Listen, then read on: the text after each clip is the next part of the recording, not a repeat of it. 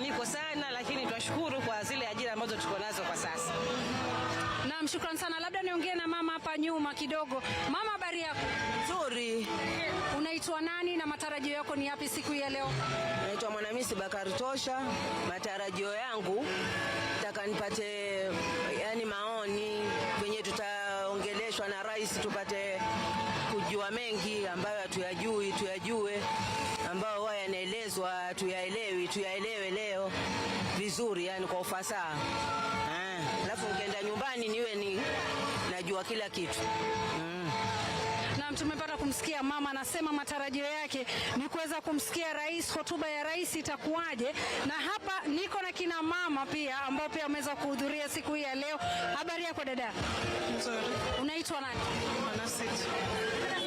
Manasiti.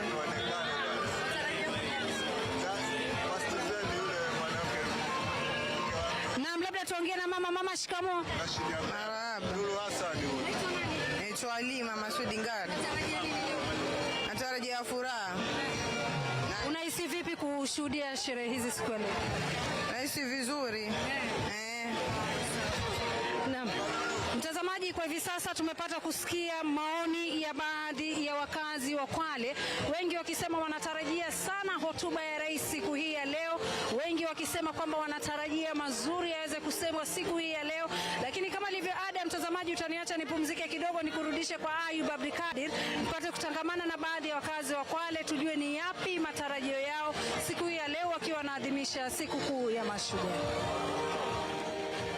Lolo, thank you. Busy there with the comments of the Mwananchi at the Kwale Stadium. They are telling us more about how they feel this moment happening in their home county, and to be specific in Mashujaa constituency, where that event will be happening, and in the county of Kwale, where our team is still stationed. Lolo Hassan, who is outside and stationed, at times sandwiched between the Mwananchi, Emmanuel Too, also there, Stephen Leto, as well as Rashid Abdallah, who has in no uncertain terms today told us and the world that he feels excited to be home where that event is happening, the Mashujaa Day celebration, and the precision within which that production will be underway is what we will be discussing here on the broadcast, and we thank you for staying with us. My panel is still with me in studio. Shortly we'll be showing you some interesting pictures coming out of Kwale County, where the Deputy President nominee, Professor Kithure Kindiki, has received President William Ruto at the County Commissioner's office.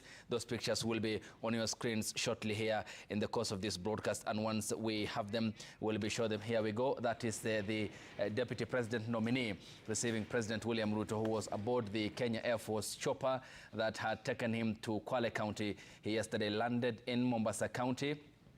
And today, these are the moments ago, the pictures that we had received of the Deputy President nominee who was approved by Parliament, receiving President William Ruto and First Lady Mama Rachel Ruto at the County Commissioner's office before he will make his way into the Kwale Stadium to preside over the Mashujaa Day celebration, where Kenyans are seated waiting for the President, much awaited speech, where we expect a lot to be made, and that includes, of course, what has happened recently, and you can see the picture as well of the Governor Fatuma Achani, and as well as her predecessor, Governor Salim Mvurya, who currently serves in Cabinet, and the Principal Secretary at the Ministry of Interior, Dr. Raymond Omolo, who had all received President William Ruto.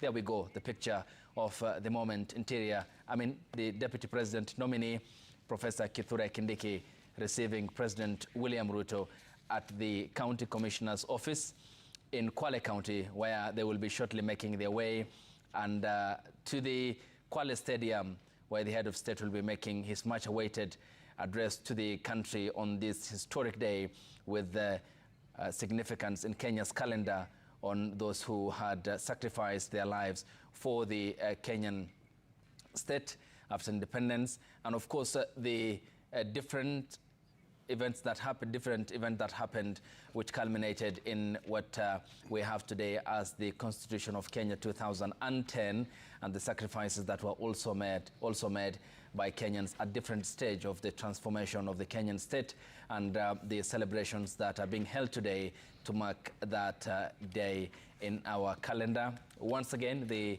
Deputy President nominee Professor Kithure Kindiki receiving President William Ruto and First Lady Mama Rachel Ruto at the County Commissioner's office in Kwale County. The President was aboard the Kenya Air Force chopper where he just landed in Kwale County. Yesterday, he landed in Mombasa County, and today he is expected to lead the country in celebrating the Mashujaa Day and the much-awaited address coming against the backdrop of historic events in the past couple of days.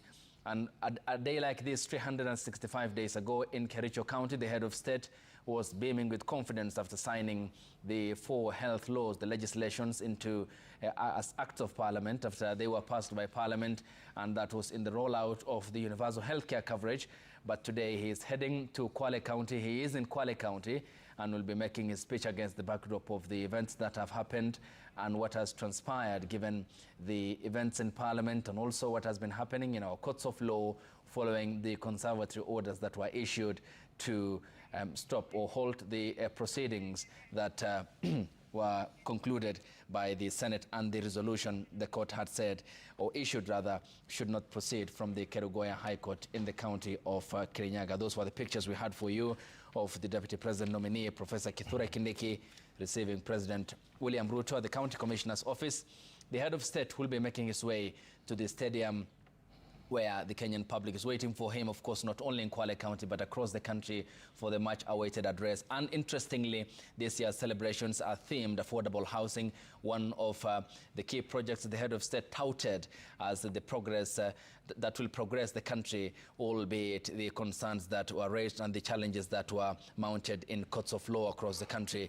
And our team had equally briefed us on the same, giving us a snapshot and the synopsis of the events at the Kwale Stadium. The quartet of Rashid Abdallah, Emmanuel Toh, Stephen Leto, and Lulu Hassan, and the beauty with which they delivered that, cladded in the Kaya tradition dress code at the Kwale Stadium in Kwale County, and we'll be getting back to them as we proceed with this broadcast here on Citizen Television. We are joined by, also among the other 3 who are here, Javas Bigambo, governance analyst. Good morning, Javas. Good morning, Ayub. How are you?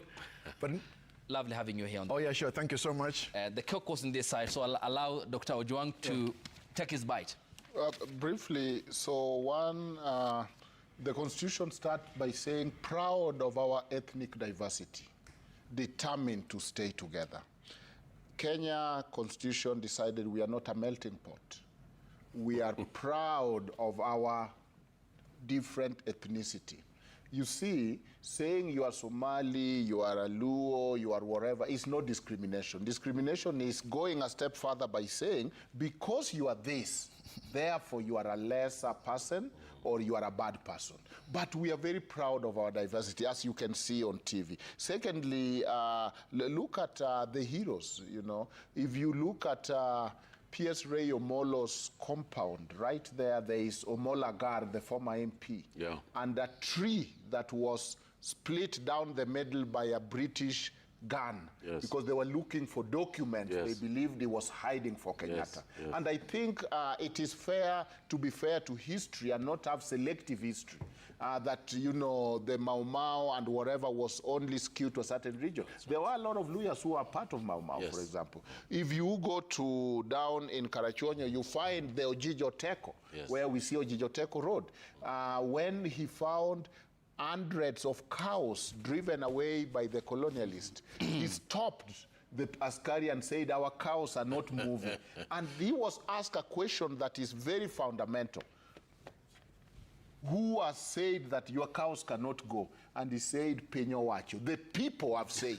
So this element of the people, sovereignty belongs to the people, Penyo Wacho. Who have said it? We don't have guns, but we are sovereign without guns. We are the people. Come back to Kedong massacre. And you know how the Kedong killed a lot of British after the British. Olenjogu case in 1903, yeah, where they went and said, you British, we signed a treaty. The only people who signed a treaty with the British were the Maasai. And so before Kenya even got to be a state, yeah, the Maasai were recognized as a state, yeah, and the court interpreted in the East African court that that was an international treaty. And therefore they need to go to international court in Olenjogu. Come up to the man-eater of Savo. if you go to Chicago and you see how our lions responded to our circumstances and try to fight on our behalf, the 3 man-eater of Savo are dispossessed and are in Chicago Museum. The one, if you have seen the movie. Yeah. So we are full of heroes. And that is why the biggest assignment is to work on our humanity. You know, as Africans, we have been human longer than other races because humanity began in Africa. But we need to continue working on our humanity.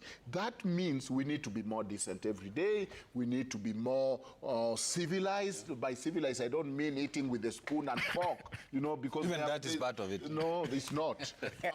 I mean that by being civilized is to be able to understand the humanity in others. And that is the Ubuntu. Now the South Africans are saying, who took the Ubuntu out of our constitution? Because we are realizing that some of these concepts, we have them woven. For example, let me finish by saying, for example, the element even in our traditional, that there was nothing like the king can never do any wrong. There were customs, and it was binding, whether you are the king, whether you are the soldier. There were customs, and there was separation of power in our tradition. Now, if you look at even element of removing a king and all that, it has been there.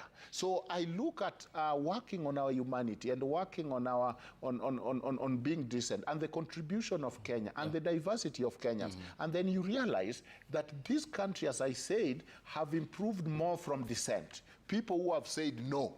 People who have done it with or without the law. And there is scarce to do with it. And that is why I like, as I conclude, what the lady who barely speaks in parliament, Raila's sister, what's her name, Akinyi?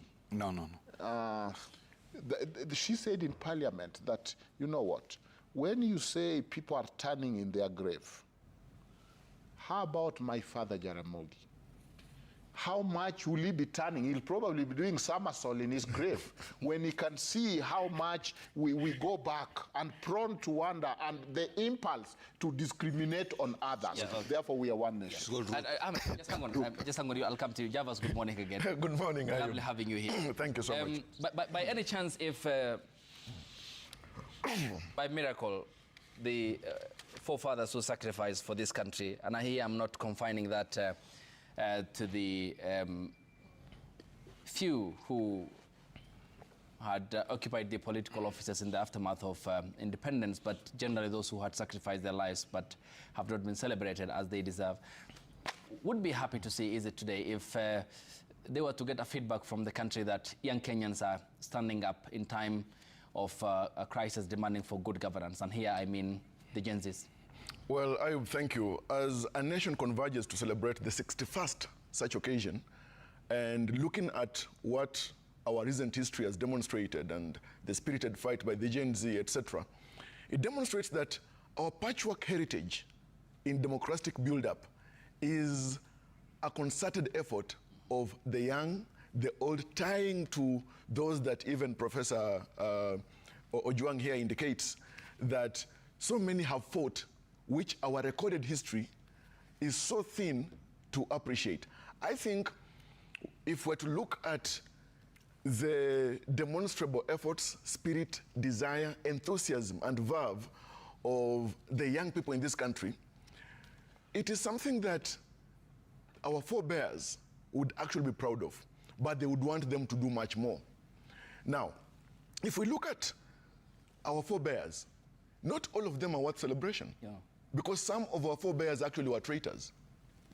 And that's why I'm saying that our recorded history is so redacted on some facts. Just the same way when we look at the greater efforts of the younger people, not just those who go on the streets. Today, even young as we are, those who are in the media like you may not go to the streets, but you are here working to build up a country.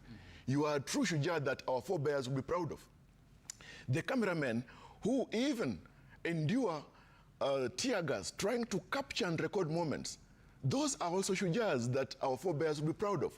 And so I think trouble is that many times when we record our history, we tend to be limited only to those who are the political frontiers. And that actually in itself is an injustice to our history. today and even moving into the future. Yeah. Yes, Ahmed.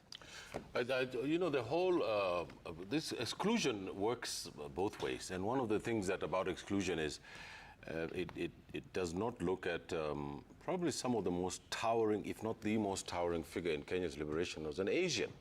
And he was called Gachagua Pinto. There was Makam Singh, who was a great trade unionist who helped liberate this country.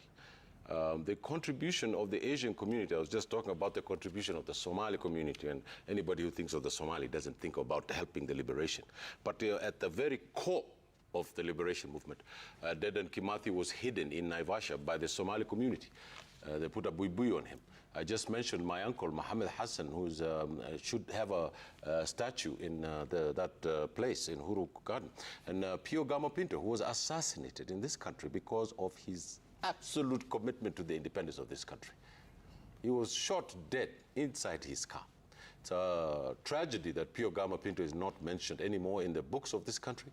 Makam Singh was a trade unionist who paralyzed this country through strikes for his anti-colonial agitation. Yeah. I think one of the things that we ought to remember is that Kenya is a place of many ones who have come together to build this republic.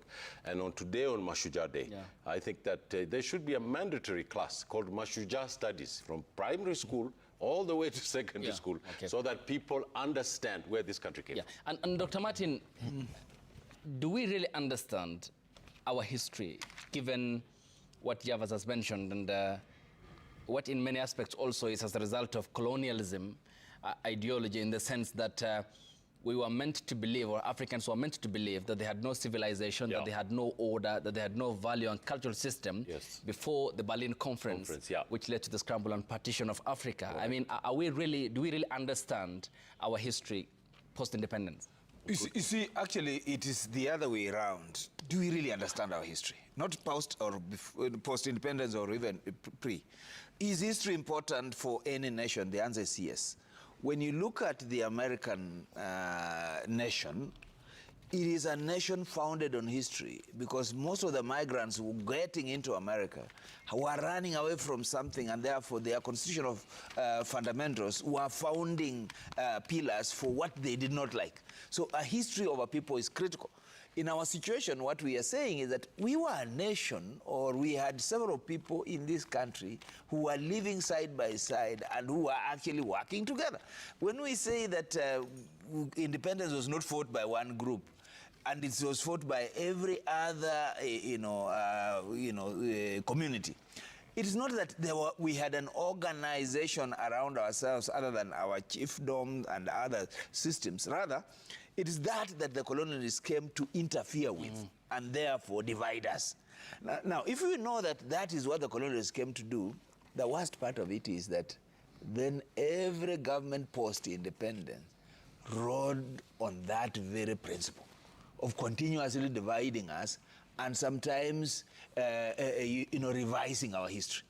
So why is it that when we were fighting for, when we were looking for our constitution, the Lancaster Conference, when you look at the Lancaster Conference and look at this conversation, they had the face of Kenya. The constitution that we got, I wanted to say we were given, we got from Lancaster, was one that certainly was a bit innovative away from the colonial constitution, where the governor was in charge and there were ties in the United Kingdom. But what did we do? As soon as we got that constitution with a republic and with a parliamentary system and a presidential system, what did we decide? We started now admiring the colonial government and started fusing the parliamentary into the presidential, and eventually we had a one-party state. So that we went back to the colonial government and we started pursuing the same policies that the colonialists were pursuing, and we started discriminating against ourselves. Now, that is to me the tragedy. That even after that and after the second liberation and our new constitution 2010 that looks at our entire history and tries to map again a future, we have people who are busy revising our history and wanting to take us back to pre. 2010 constitution. Why? Because it allowed discrimination, it allowed certain distortions to carry through, and that's the tragedy. So that if you're looking at today the history of devolution, it's still yet not enough, but the foundations of devolution were in the Majimbo system, the regional system. The feeling that you needed room for different regions to organize themselves differently. I was in Turkana the other day, and I had been in Lodo before, and it has taken devolution to begin to see the tarmac, to see some semblance of representation in government or representation of a country, that certain things have been actually happening of late in Turkana, including the national grid, which is in Lokichar. It is still not yet, you know, a whole county in Kenya is not yet on national grid. If you go to Marsabit, then the hospital there runs on a generator. Now a generator, it makes life very expensive for people in Marsabit. Yet with devolution and a bit of focus on Marsabit, we should be able to be finding the difference that we're looking for. Yes, we must revisit ourselves and say, we must stop our lies and forge the future. We'll talk about what I qualify as black colonization in the aftermath of independence. Dr. I'll come to you. And let's now cross over to the county of Kwale, and Emmanuel Toh is standing by in the company of Gideon Mungaro, the Kilifi County Governor, and the other leaders from the coast region. Toh, again to you. It seems that the excitement is flowing over. Well, thank you very much, Ayub. Definitely, this is an area which will be very busy, the VIP section of Kwale Stadium. And as you have already said, that these governors who've come here, we expect that the president should be making his way anytime from now. The former, or rather impeached deputy president, has sent a statement wishing Kenyans a happy Mashujaa Day, but we have not seen him around. But we know that the DP nominee, Professor Abraham Kithure Kindiki, has received President William Ruto at the county commissioner's office just a few meters from here. But I want to engage the leaders here quickly. Governor, let's start from 001 and then we go to 003. Unaonaje vipi shughuli leo, matarajio yako ni yapi, hali ya kisiasa nchini? Pengine leo itakuwa sisi kwa kuongea siasa zaidi, lakini kuzungumza habari ya mashujaa wetu. Na ni siku ambayo kwamba watu wote, si viongozi peke yake, lakini watu wote kwa jumla waweze kuwa pamoja. Tutasonga hivi kando kwa sababu kuna gari nyuma. Tusonge tu kando kidogo tu hapo. Sasa gavana, tuone kazi. Hawezi kugonga mzee wa kaya. Ni siku ambayo kwamba sote tunasherehekea kuwa pamoja. Viongozi kutoka pwani tumeweza kuja, takriban sote, wabunge, kuna magavana karibu wote ambao tumechukua. Sasa kwa hivyo tunatarajia vipi masuala ya kisiasa nchini? Maoni yako kuhusiana na kubadilishwa ama ile mchakato wa kujaribu kumbadilisha naibu rais? Ningelikuwa mbunge ungeniuliza, lakini nadhani wanaopiga kura ni wabunge. Wamefanya haki yao ya kikatiba, wamefanya kazi yao. Asante Governor. It is the onus is on the president to choose who he wishes to be able to partner with him in ensuring that we have a transformative country. Thank you so much, Governor. Let me now speak to Governor for Kilifi County, Gideon Mungaro. Tuambie tu maoni yako na matarajio yako siku ya leo. Mimi maoni yangu, kwanza tumekuja kwa sherehe ya Mashujaa, lakini matarajio yangu leo, mbali ya miundo msingi katika eneo la pwani, uchumi wa pwani ikiwemo uchumi samawati, swala kubwa sana nataka rais leo aligusie tena. Najua ashaligusia, tumeongea, lakini tunataka lifanyiwe haraka. Ni swala la uskota katika pwani. Bado mabwenyenye wanahangaisha raia kila mahali. Kwa hivyo swala la uskota nataka rais alitilie muhimu sana. Najua alisema aliunda kamati, sema tuongee nao, lakini hataki tu iwe kamati imeundwa. Hiyo kamati pesa ziwekwe, zitengwe, ili yale mashamba kama hadi alivyoweka yanunuliwe, ili raia waweze kupata makao. Ushauri wako kwa rais sasa hivi, kwa sababu ana mchakato ule wa kujaribu kumtafuta naibu wake, unaweza mshauri vipi? Najua naibu nafikiri ashachaguliwa, hakuna hata hawezi kumshauri tena. Sasa ashachagua, wacha tungoje. Si bado kuna kesi, kuna sheria koketi, siwezi kwa mahakamani. Wabunge na maseneta walifanya kazi yao, wengine tuwaombea Mungu bora Kenya iwe na amani. Asante sana. Naomba sasa nizungumze na Mishi Mboko, mbunge wa Likoni. Ulizungumza sana bungeni wiki iliyopita, matarajio yako rais ni kusisitiza swala zima la umoja wa Kenya.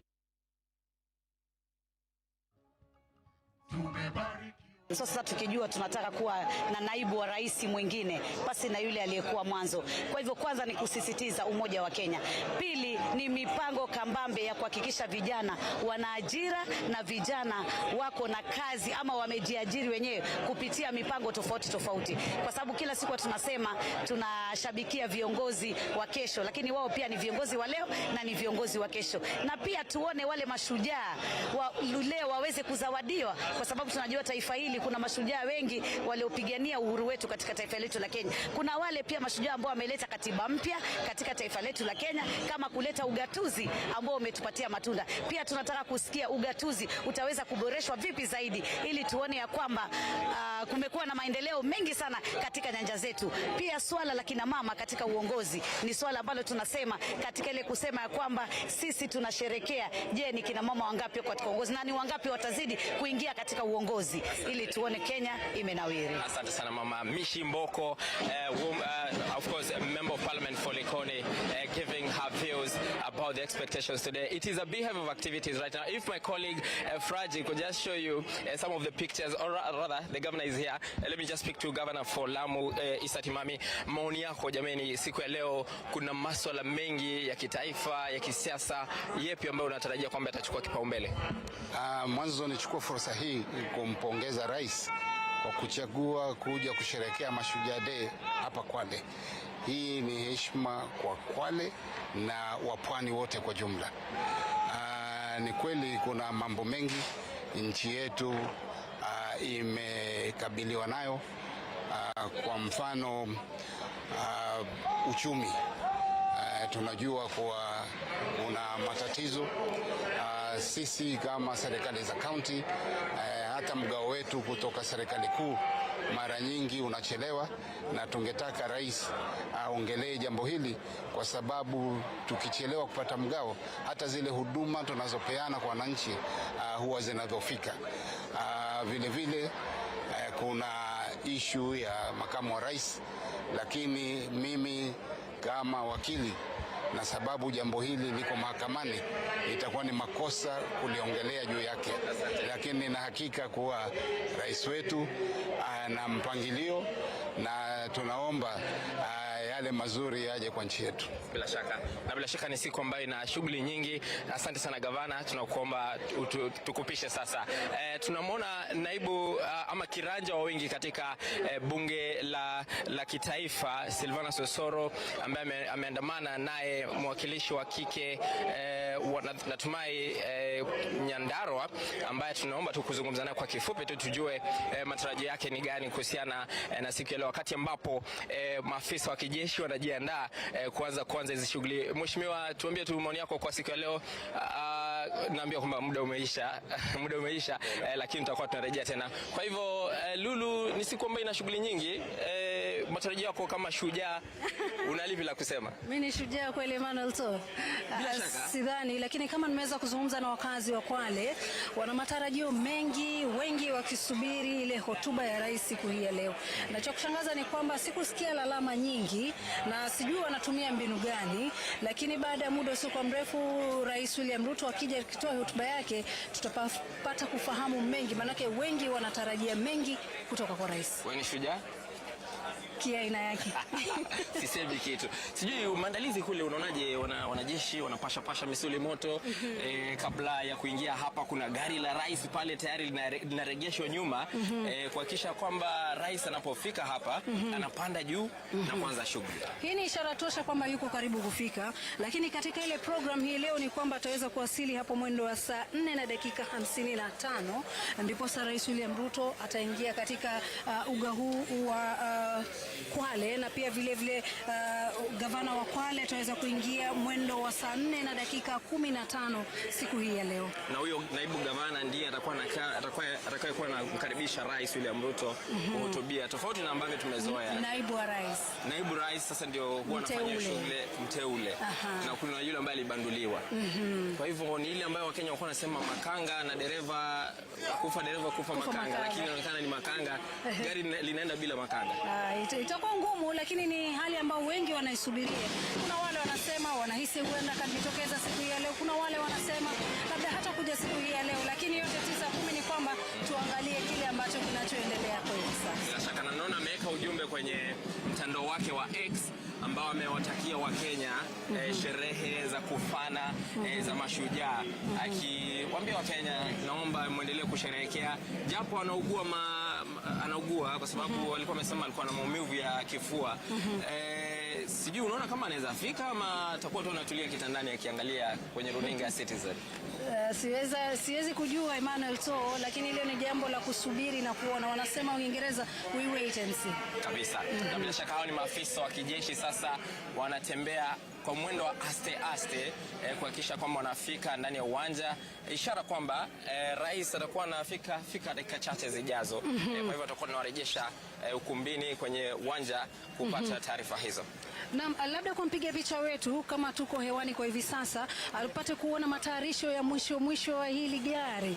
Ni gari rasmi ambalo litakuwa limembeba Rais William Ruto. Kama unavyoona linapigwa msasa, linatayarishwa vilivyo, linapigwa nakshi, linatiwa nakshi kuhakikisha kwanza inapuliziwa dawa fulani ambayo inahakikisha kwamba ni salama, ni safi na ni tayari kwa rais wa Jamhuri ya Taifa Jamhuri ya Kenya. Rais William Ruto atakuwa anafika kupanda juu na atakuwa anapiga tu foleni kama kawaida na kupiga mzunguko ndani ya uwanja na kuamkua wakazi hapa, na sijaona wakiwa wengi vile kama tunavyoshuhudia kwenye sherehe zingine.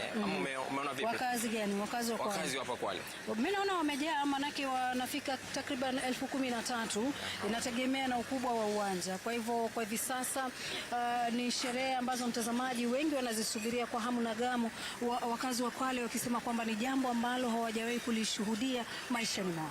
Naam. So we'll be handing it over to you, Ayub, but these are the preparations in top gear as we expect President William Ruto to be here in just a few minutes. Over to you, Ayub. Thank you, Emmanuel To and Lulu Hassan there giving us a feel of what's going to be happening, a confirmation that the president is in Kwale County, and as you can see, the services from the Kenya Defence Forces are doing a final touch of the Land Cruiser that will ferry President William Ruto across the football pitch, where he will be giving salutation to the Kenyan public seated. And you can see also the three services of the Kenya Defence Forces, the Kenya Air Force, the Kenya Navy, and the Kenya Army, who are taking their position ready for inspection by the head of state, who is their commander-in-chief. And excitement all over, including the members of the Defence Forces, who are doing the final touches of the vehicle that will be taking President William Ruto across the football pitch when he will be greeting the Kenyan public. And that is what normally happens, and you can rarely see, but our team is giving you the vehicle, special in all essence, also with the coat of arms branded there, and which has been the trademark of the presidency since Uhuru Kenyatta came to power. Initially, it had been a Land Rover that was exclusively used by the president, including the presidencies of Mwai Kibaki and Daniel Arap Moi. Also, the presidential standard is hoisted, and also the Kenyan flag, that is signature that the head of state is there. So back in the studio, gentlemen, many things happening, and we today expect a lot to be said, and the expectation the public has, Javas. What then you said in terms of our history, it seems that probably we're not recording the right history, or maybe we are not talking about the right history as we have recorded it. Well, very true, Ayub, because when you look at the historiographical facts of Kenya's history or Africa's history, it is our real history predates European interaction and the transatlantic trade. When you look at Europeans such as philosophers Hegel and Trevor Roper, they have recorded that actually before the Europeans engaged Africa, Africa had no history. So to them, their history is limited to whatever is recorded by way of writing and books. But Africa had its own history.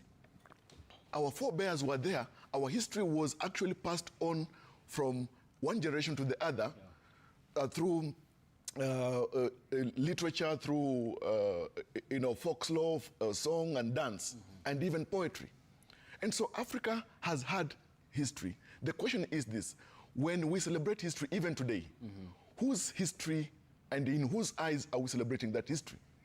Is it the real history? For example, today, in a short while, His Excellency President William Ruto will be accepting the greetings of the people of Kenyans as he makes a lap of honor in the stadium.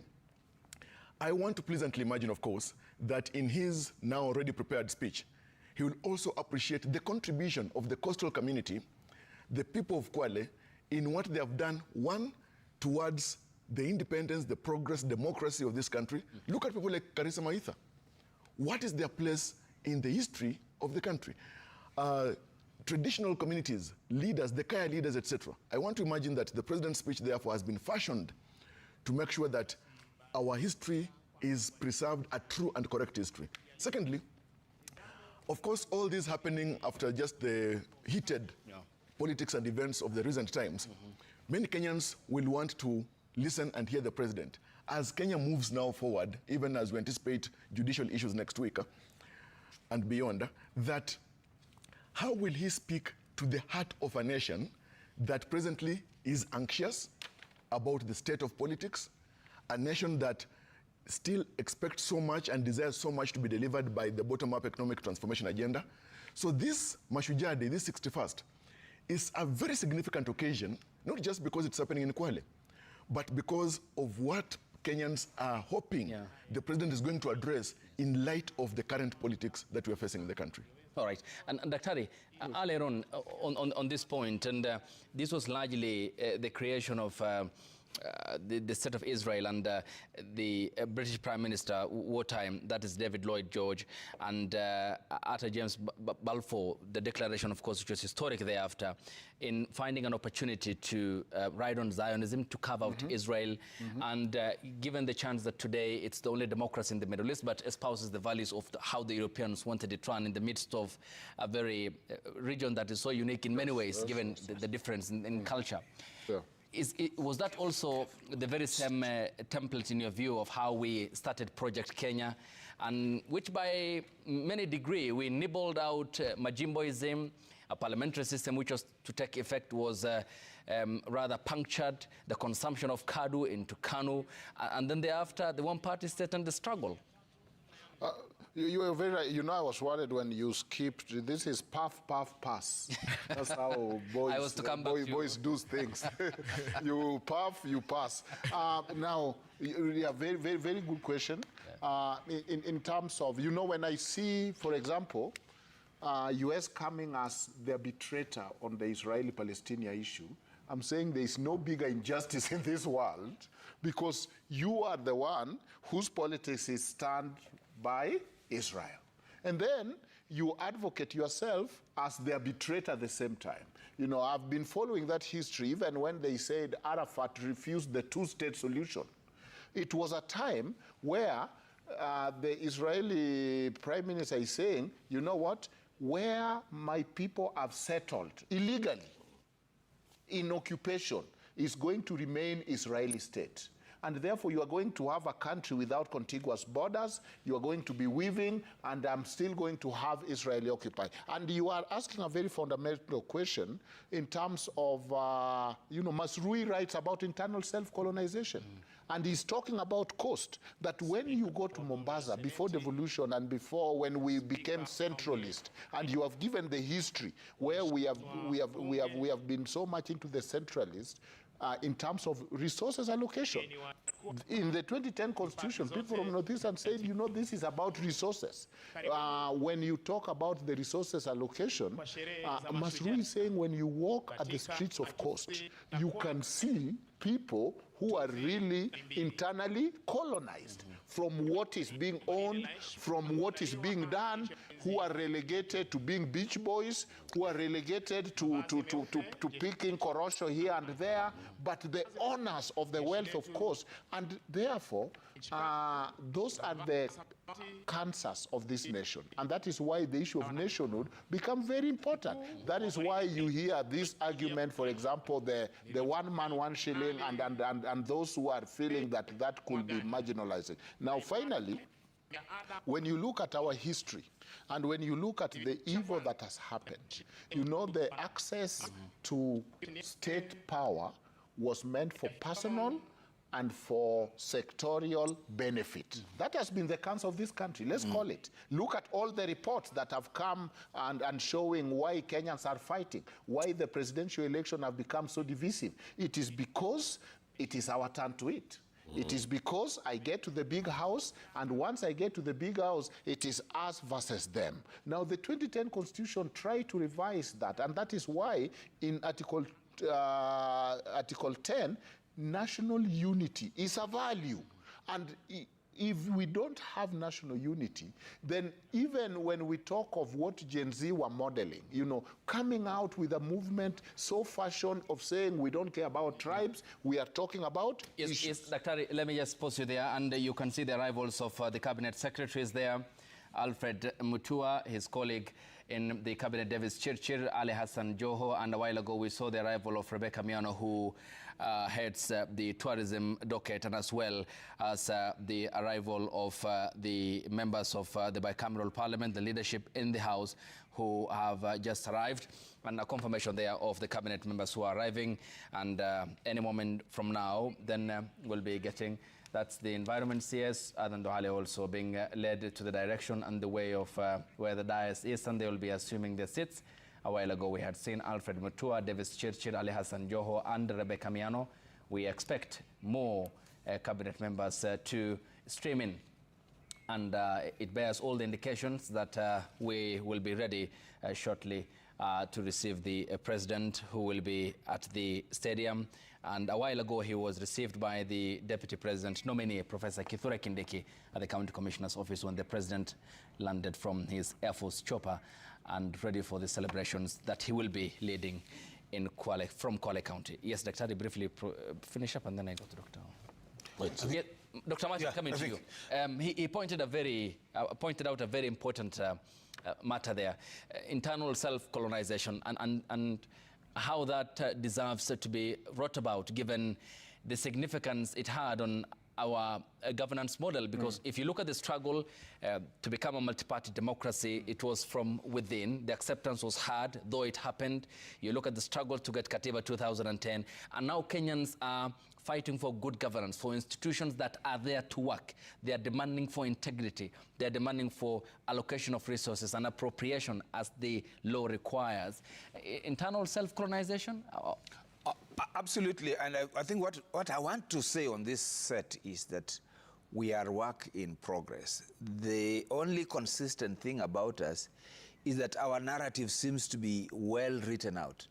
When you have issues at a national level, where the country is being seen in terms of various regions or various ethnic groups, when you go down to the county level, some 14 years or so after the new constitution was promulgated, there was always a desire that devolution is not stopping at the county headquarters, but rather devolution must go beyond, below that, so that it's in the sub-counties and people feel the government around them. That is not happening. Despite the desire, we are still seeing centralization at the county level, and we are also seeing the same aspects of national problems manifesting in counties, so that the bigger groups, the bigger clans are also marginalizing others within those very counties. So when you go to Homa Bay, you have issues around where the Subas are and where the Luos are. If you go to Migori, you have issues around where the Kurias are, and if you go to Busia, you'll have issues, including Teso saying they are marginalized when they have had a governor for 10 years. So there are issues here that we need to deal with, and it's a systemic issue. And sometimes it is actually the lie that our nation is founded on. I call it the betrayal. We keep on betraying ourselves. Our history of suffering, our history of bloodshedding needed to be crowned by a history of honesty and a history of wanting us to pull together. Briefly, we are also witnessing the arrival of Kipchumba Murkomen, sports CS, and his education counterpart, Julius Negos, who have arrived, and it seems that we now have at least the presence and confirmation of 10 cabinet secretaries who have arrived at the Kwale Stadium, and we'll be giving you more of the pictures of the arrivals at the Kwale Stadium. Yes. So our history is replete with leadership that seems to be at core betraying the very essence of nationhood and so on. So that when you have a governor who is busy working to consolidate and also to continuously perpetuate the various minority marginalization, then you have issues. So we really have to come to a place where we were hoping that after the 2010 Constitution, the values that we have in Article 10, the principles that we have in Article 10 are highly aspirational and therefore requiring of us to craft a nationhood, to craft a sense of unity, a sense of values and principles that would make us a nation, would make us transparent, would make us accountable, would bring us all along. Now, you know how public participation is just a charade in this country. We do it in terms of ticking a box, not necessarily with the respect to the people and wanting to take their views. We have no mechanism of establishing when the views are material enough or whether they can overturn a decision. That we haven't seen. So basically what we're saying is that as a nation, we need to revisit. We need to go down, back again to our basics. The unfortunate thing that from what we've seen even in the discussions around the impeachment is that we are far from wanting to construct a nation. Some of the things we are telling ourselves can only bring us down, can only tear us into pieces. And that's not what we desire. And Ahmed, does that include, because he mentions a very component of a principle, the public participation aspect, and the cosmetic manner in which that was done. There were several guidance and directives from the courts of law that this ought not to be a cosmetic process, that you just do it for the sake. And the consequences of which we saw had happened in the Finance Bill 2024. Does today's struggle in modern Kenya include having an independent parliament that does not supplicate to the executive and rather exercise the powers that it's accorded? I think that's an excellent question. You know, this country was founded on something called the Chiefs Act. The colonial system had an imperial system in which the governor and the provincial administration and the chief ruled this country. And we have tried to change the constitution and the laws so that we can have a governance system that is more, has more resonance to the people of this country. However, I think that if you change, I've always argued that you can change every law, you can change every legislature. The most important thing is for us to change. Ahmed, just to pause you, that's the arrival of the Deputy President nominee, Professor Kithure Kindiki, who has just arrived at the Kwale Stadium, and all indications are now that we seem to be heading surely towards the arrival of the president any moment from now, and we'll be getting the live pictures once and we get them here in the course of this broadcast. Yes, Ahmed. So the resonance is that the imperial presidency had such force in this country that we had to construct a whole constitution to try to make sure that the president also had term limits, that you come for 2 terms and you leave. You saw the president the other day say that he is going to create urban housing in 15 years. You saw that, right? You're saying that he's going to create get rid of slums in 15 years. This is a roundabout way of saying he's going to be around for 15 years. So you see the culture of impunity is still around with us. And if no matter what constitution we craft, of course that will never happen. There's an amendment to the constitution of 7 of I've said that in the last show. That will never happen. This country, there will be an uprising in this country like he has never seen. So that one is not an issue. I'm confident about that. But what I want to speak about is that whether or not the political system that we have now is really going to help this nation make strides. You see, we can have change. We had UDA with the bottom-ups. Say that's change, but is it an improvement? There's a qualitative, description to it. Instead of us having an improvement, what we have done is we've gone back to the culture. As Ahmed says that, I want him to build up on this urbanization. There is actually a very consistent agenda by the Ruto government to urbanize this country. Is that a good thing? This whole thing about housing is urbanization, trying to create housing units in Kirinyaga. What are you saying? People should leave villages to come to centers? And is that good? The whole thing around agriculture. My point is that what we want is improvement, and not simply change. You see, and the culture that we have today in the UDA is that there is no UDA today as we speak. That political party is dead. There is a amalgamation of the three Raila Odinga with Ruto and other junior political parties to form a configuration within the state. So, you know, you cannot have multi-party democracy without parties. That's why it's called multi-party democracy, because you have to have political parties to participate in this thing. And every time what we do is that we destroy our political parties. The manifesto of the UDA, which was the whole country believed was fantastic, is now down the drain. The president is borrowing 10 times more than Mr. Uhuru did. The deficit and the budget is still ballooning. The president is issuing roadside decrees. Tutafanya hivi na tutafanya hivi without any accountability. The National Assembly voted. The one critic from Rift Valley region, Cherengei, who kept on speaking about the problems of the Gachagua trial, voted with the government at the end of the day. Yeah, okay. Yeah. And Javas, how concerning is it? Because if you look at the struggle that this country went through, it was to loosen KANU government's grip on what the Kenyan people could see, hear and read.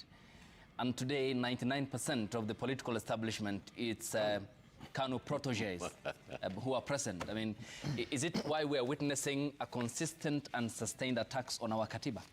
Not at all, because the ethnocultural collage that makes us who we are today, it is just a manifestation of how society transforms over time. It's just because KANU existed as the party after independence, and there was KADU, but when we came to have a one-party state, nobody could belong to any other party, so everybody belonged to KANU.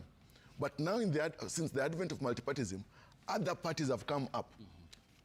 It doesn't mean, therefore, that because some people belonged to KANU back then, that KANU now still rules. And as a matter of fact, we know even KANU as a party is there, but it is a mule politically. It is not capable of much, at least as of now.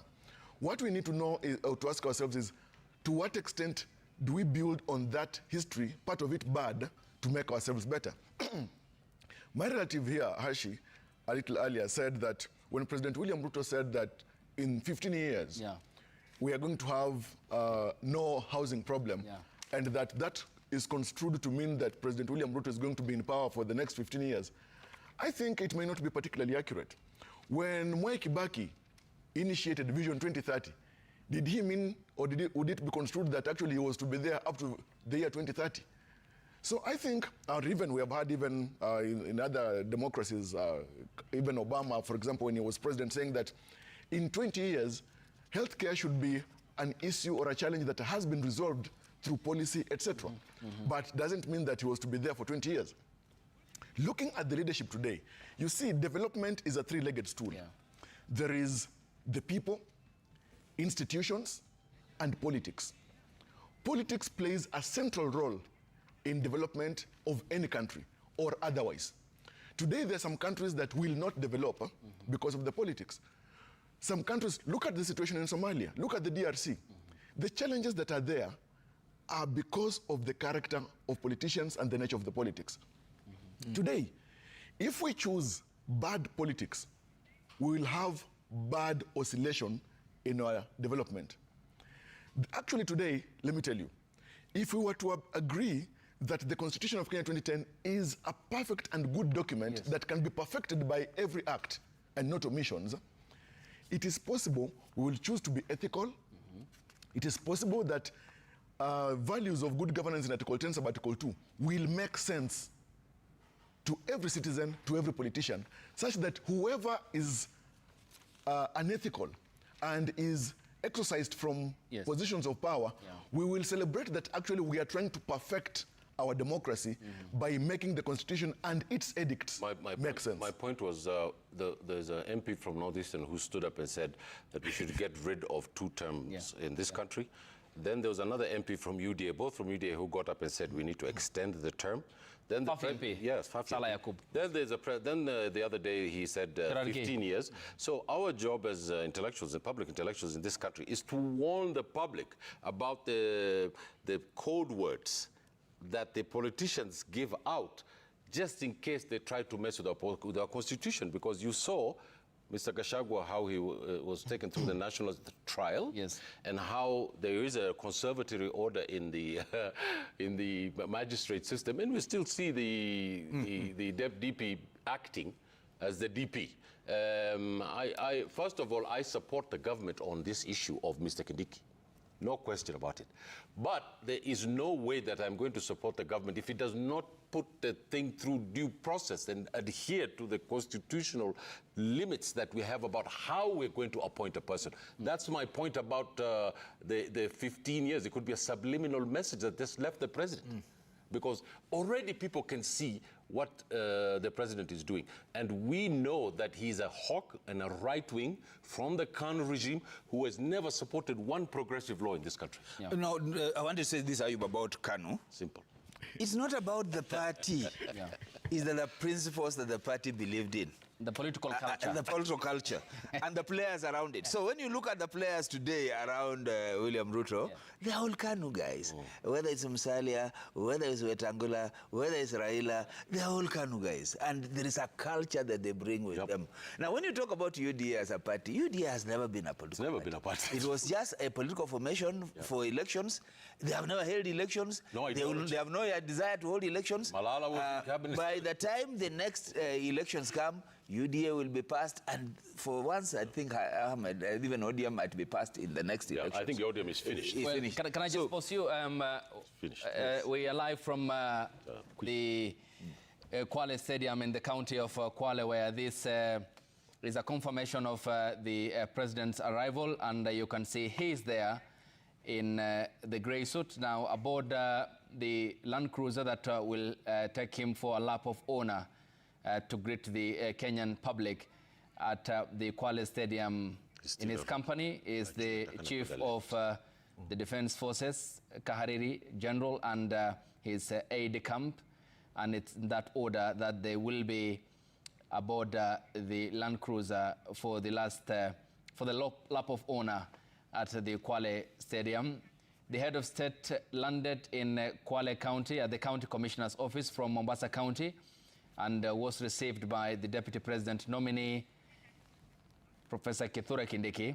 At the time, he was cladded in his fashion since coming the president Kaunda suits, now in the grey suit. The arrival of the First Lady, Mama Rachel Ruto, she will be taking the seat at the dais, and the president is just waiting for the notification to make the move for the lap of honor. She's received by the Prime Cabinet Secretary Musalia Mudavadi, and he is still waiting for the final communication to embark on the lap of honor at the Kwale Stadium. And there we go, complete with the outriders as required for the presidential standard, and which is the protection that is accorded as state property once he assumes power, and of course subject to all the security layers around him.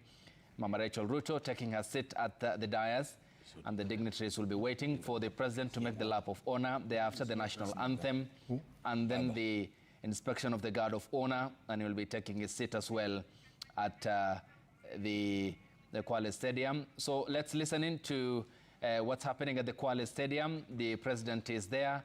So we leave you with the Maroon Commandos, who will be welcoming him with Kenya nchi yetu. There we go. And thank you for watching this broadcast. Good. Great. Today,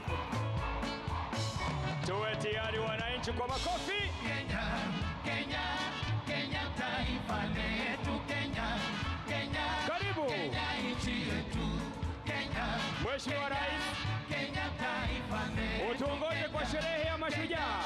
Kenya nchi yetu, eneo gatuzi la Kwale.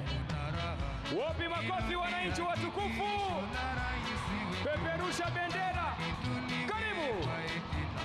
Mheshimiwa Rais, utuongoze kwa kwa sherehe ya leo. Kenya, Kenya taifa letu Kenya. Karibu. Kenya nchi yetu. Mheshimiwa Rais. Kenya, Kenya taifa letu. Sherehe ya Mashujaa. Kenya, Kenya nchi yetu. Wapi shangwe na vigelegele kwa Mheshimiwa Rais. Moja. Mbili. Karibu. Mheshimiwa Rais, utuongoze kwa sherehe ya leo. Moja. Karibu. Mheshimiwa Rais, wanafunzi peperusha bendera. Wapi shangwe na vigelegele kwa Mheshimiwa Rais. Karibu. Mheshimiwa Rais, utuongoze kwa sherehe ya leo. Boma langu, nyumba yangu, mimi ni shujaa. Karibu. Mheshimiwa Rais, eneo gatuzi la Kwale katika sherehe ya Mashujaa. Tuendelee kumkaribisha Mheshimiwa Rais kwa makofi, mabibi na mabwana, anapojiunga nasi katika eneo gatuzi la Kwale, sherehe ya Mashujaa. Karibu. Mheshimiwa Rais, utuongoze kwa sherehe ya leo. Moja. Karibu. Mheshimiwa Rais, utuongoze kwa sherehe ya Mashujaa. Wapi shangwe na vigelegele, wanafunzi peperusha bendera.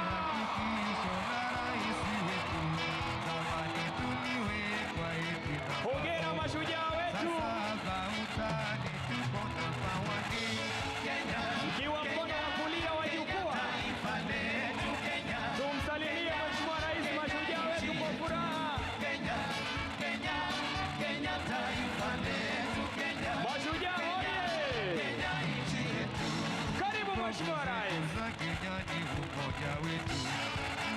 Mashujaa kwa shangwe tumsalimu Mheshimiwa Rais anapojiunga nasi katika sherehe ya Mashujaa eneo gatuzi la Kwale. Karibu. Mheshimiwa Rais, utuongoze kwa sherehe ya leo. Kauli mbiu, boma yangu, nyumba yangu, mimi ni shujaa. Asante sana Maroon. Asante sana Maroon Commandos. Niombe tubaki tukiwa tumesimama kwa wimbo wa taifa na wimbo wa Jumuiya ya Afrika Mashariki.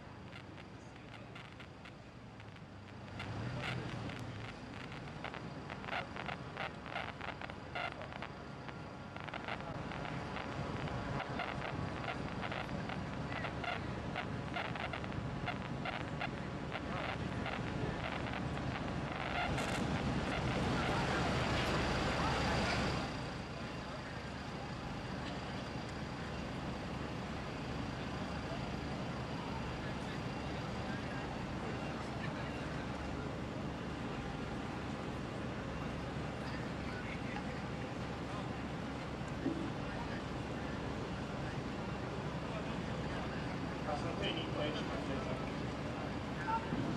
Anayemsindikiza Rais wa Jamhuri ya Kenya ni Mkuu wa Majeshi ya Ulinzi ya Kenya, Jenerali Charles Mureu Kahariri.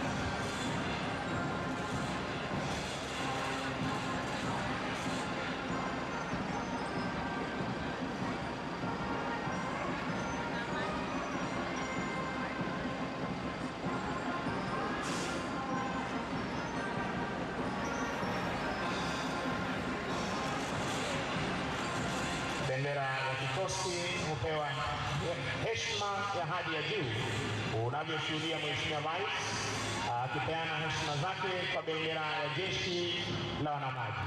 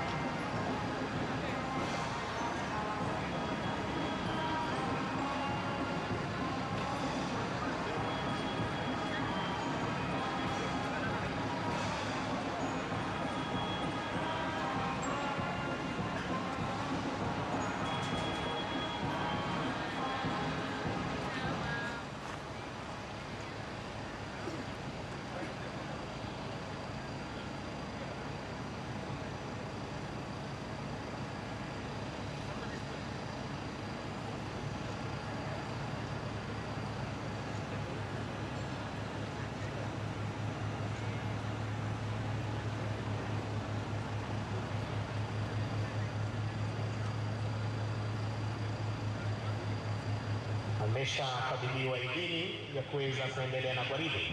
Punde tu Mheshimiwa Rais atachukua nafasi yake rasmi kwenye jukwaa maalum.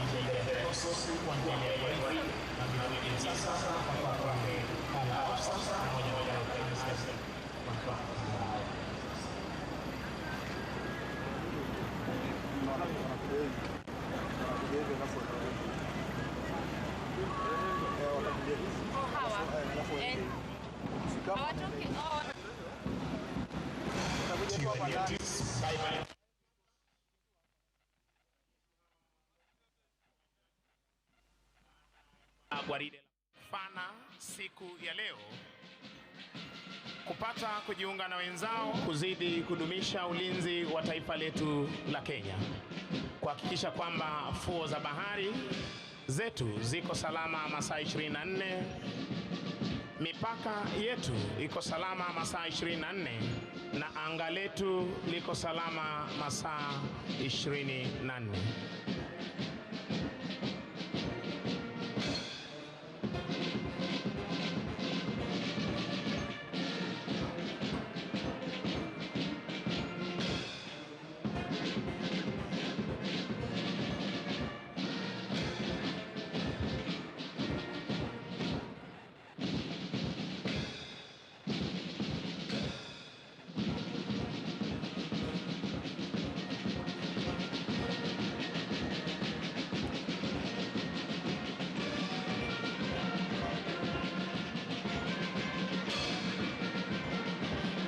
Mheshimiwa Rais, mkuu wa gwaride hili ni Luteni Kanali Faith Mwagandi, na ikumbukwe kwamba yeye ndiye mwanadada wa kwanza kutwikwa jukumu la kuwa parade commander wa kuweza kuongoza vikosi vyote vitatu vya jeshi letu.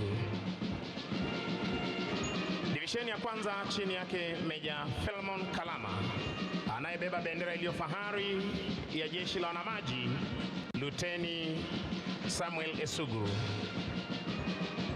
Predaresim Warrant Officer 1 Mohamed Ali. Divisheni ya pili chini yake Captain Edwin Wahungu.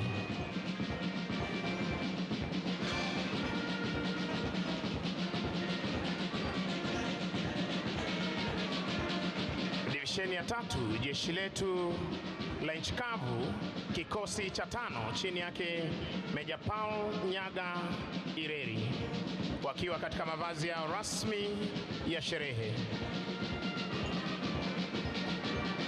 Divisheni ya 4 jeshi la wanaanga chini yake Meja Douglas Wanjohi Mwangi, akiwa katika mavazi yao rasmi ya sherehe.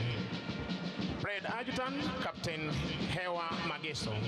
Mheshimiwa Rais, linafuata gwaride la vikundi na nitaweza kuapisha wenzangu waweze kuendelea na itifaki hiyo. Inafuata hivi sasa ni gwaride la vikundi ikiongozwa na jeshi letu la nchi kavu 5KR, the Fighting 5, chini yake Meja Kevin Saningo Leyan, Company CSM, afisa mteule daraja la pili Jarso Abdi Dawa. Kikundi cha kwanza chini yake Luteni Duncan Kibor Koskei, wakiwa katika magwanda yao mazito ya kivita. Kikundi cha pili chini yake Luteni James Mursia Ngarum, wakiwa katika magwanda yao mazito ya kivita.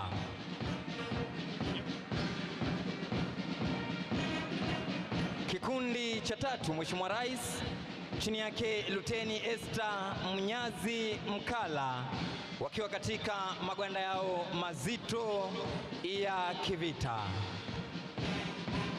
Wanafuata hivi sasa Mheshimiwa Rais ni kikosi cha 15 A Company, kauli mbiu yao ikiwa ni Stay High Alpha Raiders, chini yake Meja Jonathan Toniok, Company CSM, Warrant Officer 2 Ngungu wakiwa.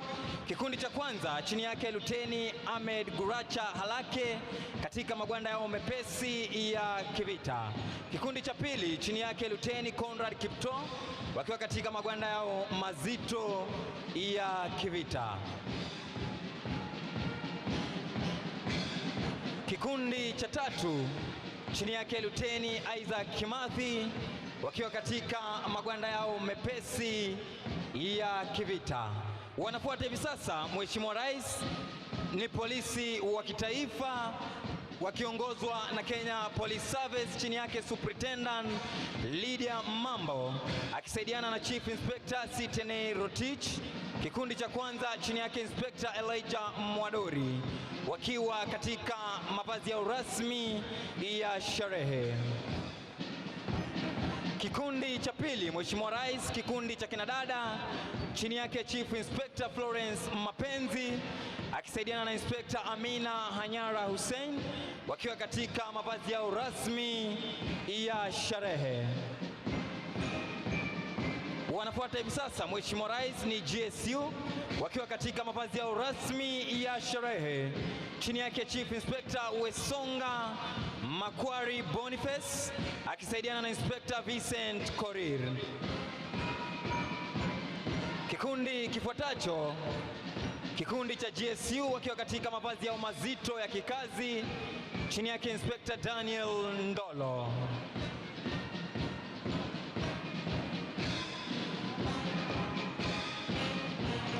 Wanafuata hivi sasa, Mheshimiwa Rais, ni kikosi spesheli cha kutumia majibwa maarufu kama K9 Squad chini yake Chief Inspector Evans Kipsang akisaidiana na Inspector Daniel Siengo.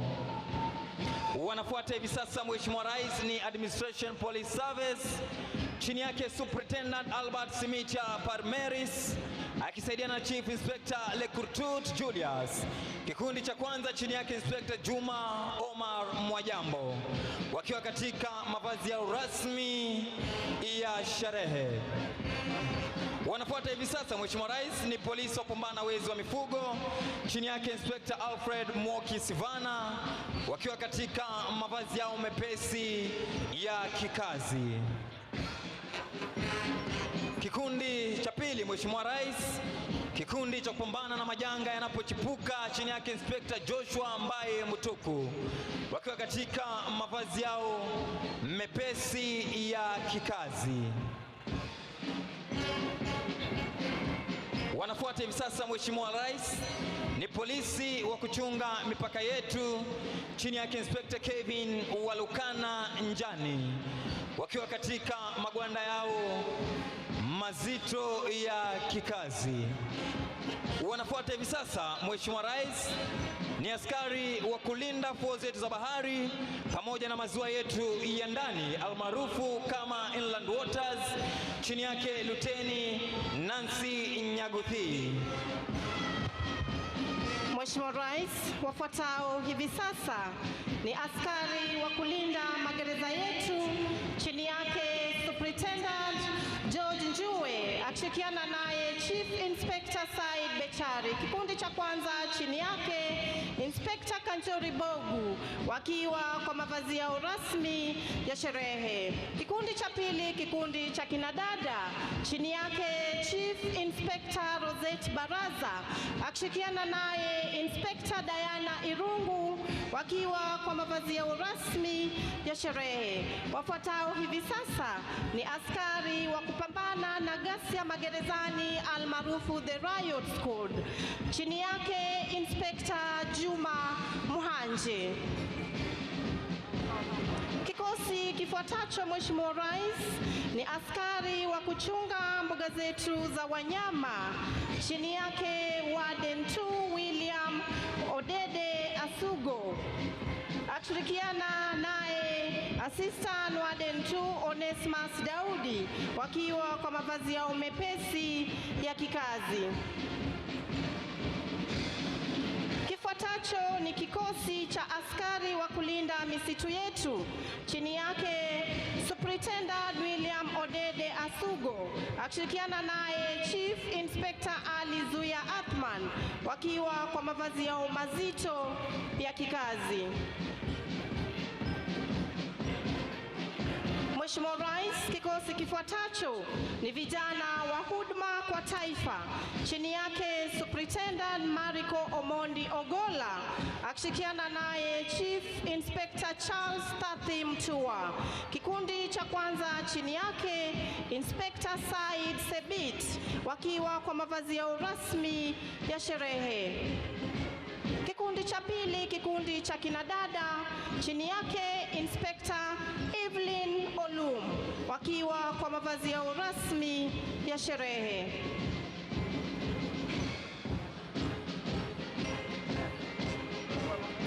Kikundi cha tatu, Mheshimiwa Rais, chini yake Chief Inspector William Ojwang akishirikiana naye Inspector Nicholas Mwanzia, wakiwa kwa mavazi yao mazito ya kikazi.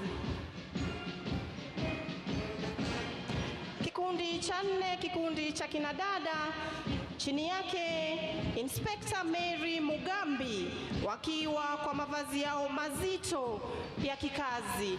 Na kwa kutufungia gwaride hili la vikundi, Mheshimiwa Rais, ni askari wa gatuzi hili la Kwale, chini yake Chief Inspector Joseph Kalumalewa akishirikiana naye Inspector Abdalla Morandani, wakiwa kwa mavazi yao rasmi ya sherehe. Kikundi cha pili, kikundi cha kinadada, chini yake Chief Inspector Mwanajuma Gwaya akishirikiana naye Inspector Magdalene Nduta, wakiwa kwa mavazi yao rasmi ya sherehe. Tuwasindikize askari hawa kwa makofi tafadhali, kwa kazi nzuri wanayoifanya. Mheshimiwa Rais, ni zamu ya bendi za majeshi ya ulinzi kuweza kuondoka uwanjani hivi sasa baada ya kutekeleza wajibu wao siku ya leo chini yake Captain Simon Mwaganda, Senior Drum Major, afisa mteule daraja la pili Paul Nzimbi, wakiondoka uwanjani baada ya kuletea mziki uliopangwa ukapangika katika makala ya mwaka huu ya sherehe za Mashujaa hapa kaunti nambari 2, kaunti ya Kwale. Basi Mheshimiwa Rais, litafuata tamasha la ndege zetu za kivita na nitampisha mwenzangu aweze kuendelea. Basi Mheshimiwa Rais, kama tunavyoshuhudia hewani, kikundi cha kwanza ndege aina ya Globe 120 Alpha leo hii zikiwa chini yake lead pilot Major Lucas Wafula Wekesa, zikipita taratibu mbele yako Mheshimiwa Rais kuweza pia kutufanikishia makala haya ya siku ya Mashujaa mwaka 2024.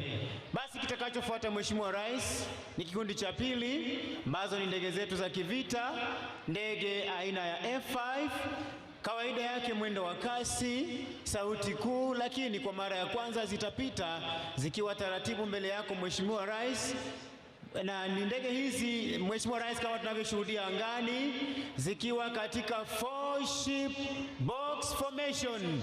Tuwape makofi marubani wetu tafadhali, ambao uhakikisha kwamba anga letu liko salama, wakiweza kujiondoa katika mfumo huo wa box formation, ili Mheshimiwa Rais waweze kutuletea maonyesho ya moja kwa moja jinsi wao ukaweza kukabiliana na adui angani, ardhini na pia hata kwenye fuo za bahari. Mheshimiwa Rais, rubani wa kwanza atatuletea onyesho ambalo atainua pua la ndege takriban digrii 45, kisha kupaa akielekea mawinguni na kuletuletea mizunguko ya upande wa kushoto mwa ndege. Kisha rubani wa pili Mheshimiwa Rais atatuletea onyesho ambalo yeye naye atainua ndege takriban digrii 60 kupaa akielekea juu kabisa, pia akiweza kutuletea maonyesho ya kushoto. Kisha rubani wa tatu Mheshimiwa Rais naye atatuletea onyesho roll of top, onyesho ambalo rubani atainua pua la ndege kupaa ikiwa wima, na inapofika upeo wa kupaa basi rubani atailaza chali na kurudi mahali ambapo ametoka. Alafu baadaye Mheshimiwa Rais tutaweza kupata ndege ya 4 ambayo itaweza kutuletea high speed pass, onyesho ambalo marubani huweza kutumia kule vitani, manake sauti hii ukiisikia. Rubani wa kwanza Mheshimiwa Rais akiwa tayari kabisa, kama tunavyoshuhudia kuinua pua la ndege na kutupa mizunguko ya kushoto. Tumpe makofi rubani huyo tafadhali. Basi Mheshimiwa Rais, rubani wa pili kama nilivyokuwa nimesema, naye akituletea vertical roll, kuinua pua la ndege takriban digrii 60 kama tunavyoshuhudia hivi sasa, kupaa juu kabisa, kisha pia kuweza kutuletea mizunguko maridadi na kuingia mawinguni. Kisha rubani wa tatu, Mheshimiwa Rais, kutuletea roll of top, atapaa akiwa wima kuelekea juu kabisa kama tunavyoshuhudia hivi sasa. Ameinua pua la ndege, anapaa akiwa wima kulala chali, na tutamuona akiweza kurudi nyuma mahali ambapo hakuna mawingu. Tumpe makofi rubani huyo tafadhali. Kisha anayetuletea 4-point roll, mara ya kwanza, ya pili, ya tatu, ya nne, rubani wetu mkuu, ndege hiyo ikipelekwa na Luteni Kanali Douglas Kitonga Muthuri, ambaye ndiye komanda wa kikundi ambacho kinashughulika na marubani wetu. Hivi sasa, Mheshimiwa Rais, tunatarajia ndege yetu ya 5 kuweza kuletea onyesho la 5 high speed pass. Ukisikia sauti hiyo, basi ndege hii itakuwa imepita. Tunatarajia hivi sasa rubani huyo akiwa ameshajiweka tayari kabisa, ataweza kupita mbele yako Mheshimiwa Rais, kama vile naona wananchi upande wa pili wanaitazama. Ndio hiyo ndege,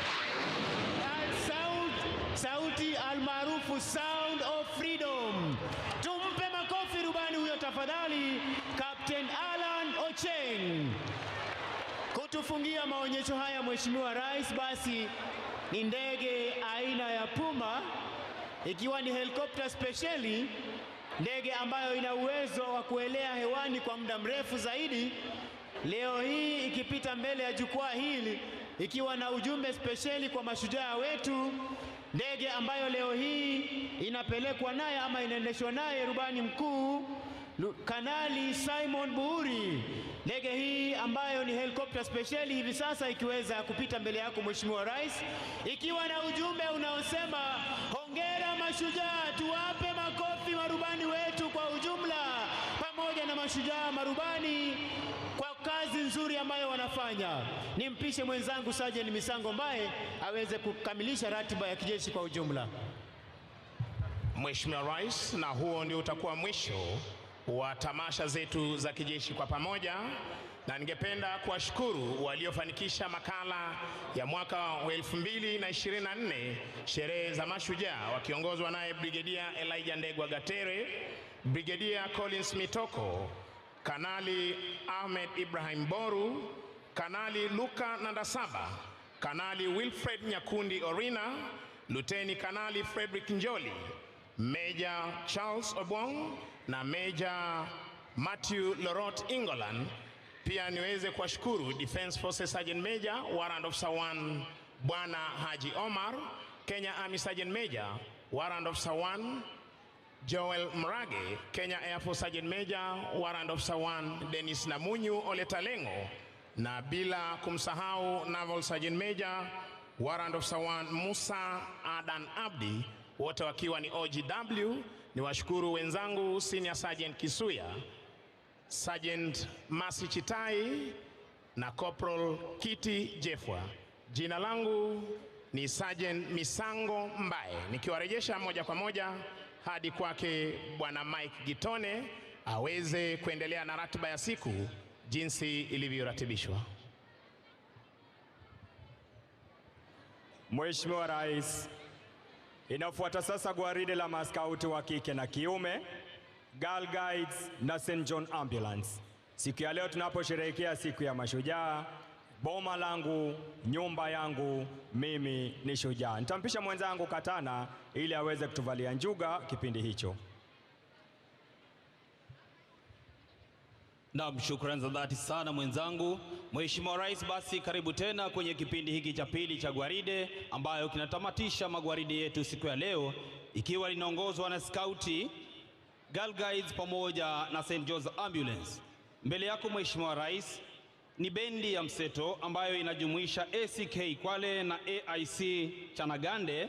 Vyo hivi ni speciali vya watoto Mheshimiwa Rais, chini ya himaya yake Messmaster Ishmael Omar ambaye watatuletea gwaride hili. Bendi, tuendelee.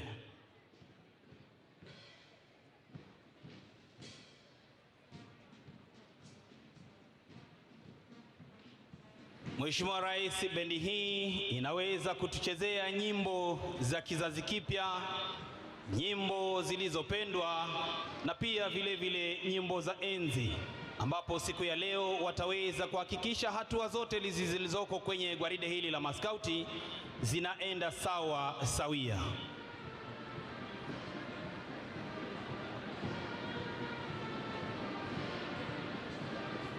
Bendi hii, Mheshimiwa Rais, mkurugenzi mkuu wa muziki anajulikana kama Dom Alex Ngereza. Drum major siku ya leo, Mheshimiwa Rais, akiwa ni mwanadada mdogo kabisa Hope Sonia. Skauti, Mheshimiwa Rais, waliweza kudumiwa hapa nchini Kenya miaka ya awali, na ikiwa wewe ndiye baba mlezi wao, wako na skauti mkuu Prof. Jacob Kaimenyi, pia vile vile kamishina mkuu Bwana Victor Radido, wakiweza kuhakikisha kwamba scouts basi inaendelea nchini Kenya, na wako katika vitengo tofauti tofauti.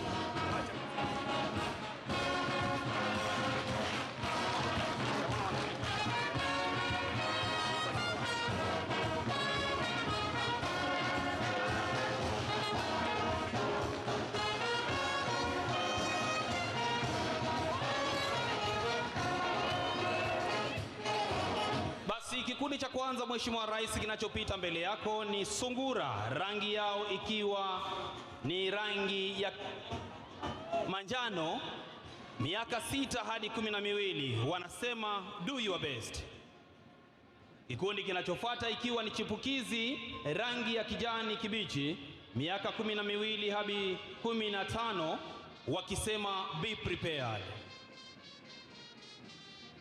Vile vile kikundi cha wanadada hicho ikiwa bado ni chipukizi, Mheshimiwa Rais,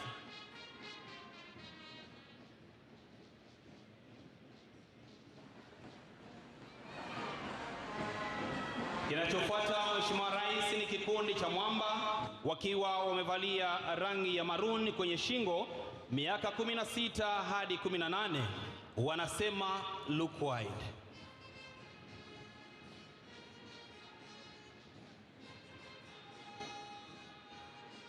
Skauti, Mheshimiwa Rais, humu nchini imeweza kuwasaidia vijana wengi sana kuwa na nidhamu wanapokuwa shuleni, hata pia vile vile wanapokuwa nyumbani. Kikundi kinachotamatisha skauti wa kike na wa kiume, Mheshimiwa Rais, kinajulikana kama Jasiri, rangi yao ikiwa ni rangi ya chungwa.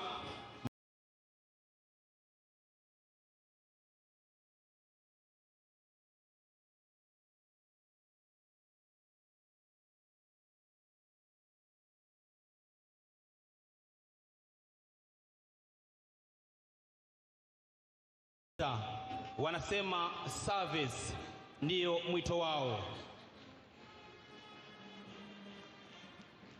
Vile vile, Mheshimiwa Rais, inayofuata ni bendera ya Girl Guides wakiwa chini ya himaya zake mama mlezi, mama wa taifa Bi Rachel Ruto, kamishina mkuu Bi Teresia Chebet Maina, mkurugenzi mkuu wa kitaifa Priska Gadhiga, mwenyekiti wa bodi Honorin Kila Brownie, wakiwa mahiri kabisa wakitembea kwa umaridadi. Kikundi cha pili kikijulikana kama Girl Guides wanapita mbele yako, Mheshimiwa Rais.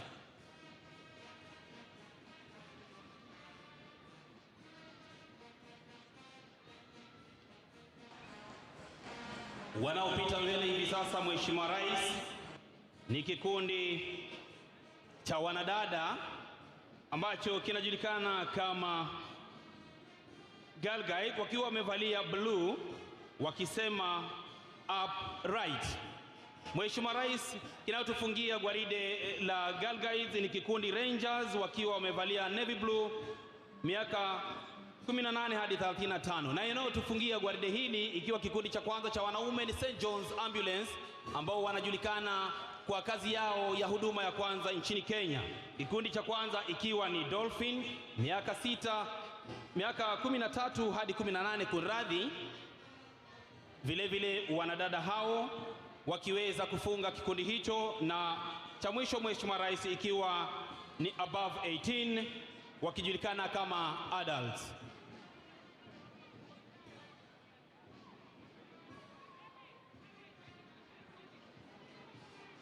Basi bendi yetu kwa kuweza kupromosha miziki hiyo na kuhakikisha hatua hizo zinafuata, Mheshimiwa Rais wanatoka na wimbo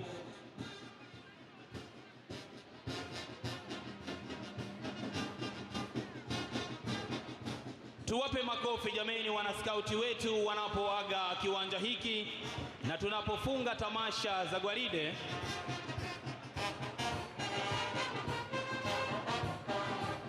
Wanasema na kuhenza dama sukari.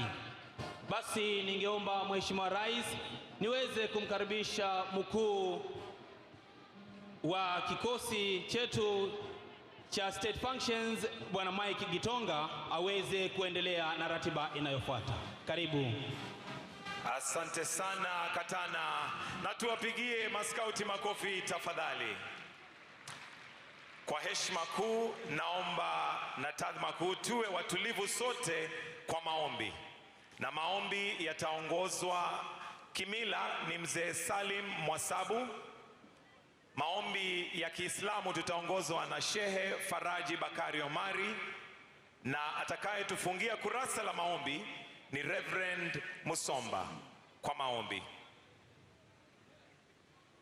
Kaya kaya kaya kaya atusimilani muchisimila na voya vizo vihivyo hazo hazo inomvula ya pevo simasia mwamba Zahara mloganji mloga nchi yenu ya Kenya, mloga rais wa Kenya Bwana William Samoei Ruto, mloga mahakama ya Kenya, mloga bunge la taifa la Kenya, hai hai mlungu ukongo mpungu atu wa Chigomba similani alomba eniani serabi emeni chitwani mfora kumanya kuimana chime matona na kumanya kuwana na gaone mikono mipaha kumanya kuirana ibire magulunguzo kumanya kuchitanga nagachite similani. Jina la Mwenyezi Mungu mwingi wa rehema mwenye kurehemu. Tunakushukuru Mwenyezi Mungu kwa kutupa sikukuu hii ya mashujaa wetu wa nchi yetu tukufu ya Kenya. Tukuomba Mwenyezi Mungu utubariki, utuzidishie kheri, baraka na amani yako Mwenyezi Mungu. Tukushukuru kwa kutupa mafanikio mema katika elimu, afya na mengi tuliyoweza kufanikiwa katika nchi yetu ya Kenya. Twamuombea rais wetu Mheshimiwa Dr. William Samoei Ruto maisha marefu, afya njema, azidi kutuongoza Kenya hii tupate mafanikio na maendeleo zaidi. Kwa kuomba Mwenyezi Mungu uwajalie viongozi wetu wote na wananchi sote tuzidi kupendana, tuwe na umoja, ushirikiano, amani na maendeleo zaidi. Rehma na amani ziwashukie mitume wako wote. Amin, amin, amin. Let us pray. Heavenly Father, on this Mashujaa Day, we come before you with hearts full of gratitude. We thank you for the heroes who have paved the way for our freedom and progress. Almighty God, on this Mashujaa Day, we lift before you His Excellency, the President of the Republic of Kenya, Dr. William Ruto. We thank you for his leadership and the responsibilities he carries. Grant him wisdom and discernment in every decision he makes. Bless all our leaders in national and county government. Lord, help us to foster unity among our communities, embracing our diversity as our strength. Gracious God, grant us the strength and the courage that our heroes exhibited in their fight for justice and equality. Let their examples remind us to stand firm in our conviction and pursue what is right. Dear Lord, as we remember those who have fought for our freedom, we also pray for the future generation. Instill in them the values of bravery, integrity, and service. In closing, we ask for your blessing upon our nation. Bless us economically, socially, numerically, and spiritually. In Jesus' mighty name, we pray and believe.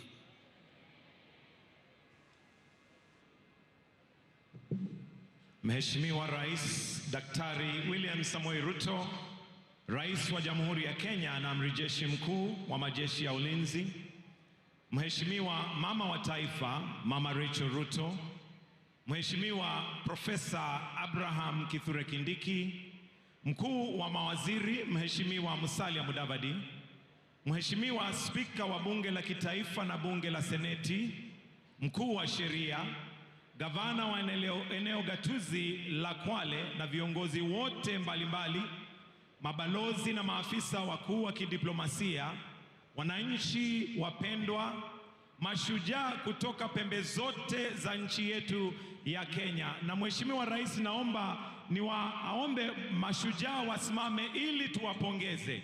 Mashujaa, hebu tusimame tuwapongeze tafadhali mashujaa ambao tunasherekea siku ya leo. Asanteni, mnaweza mkaketi, mabibi na mabwana.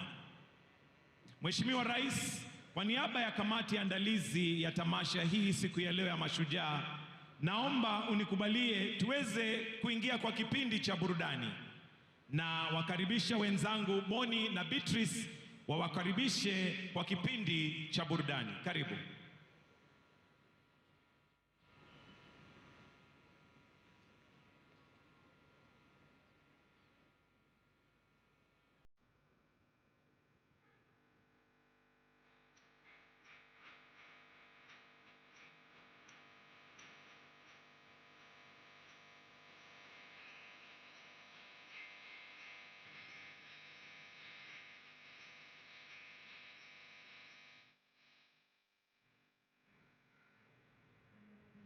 One, two, 1, 2.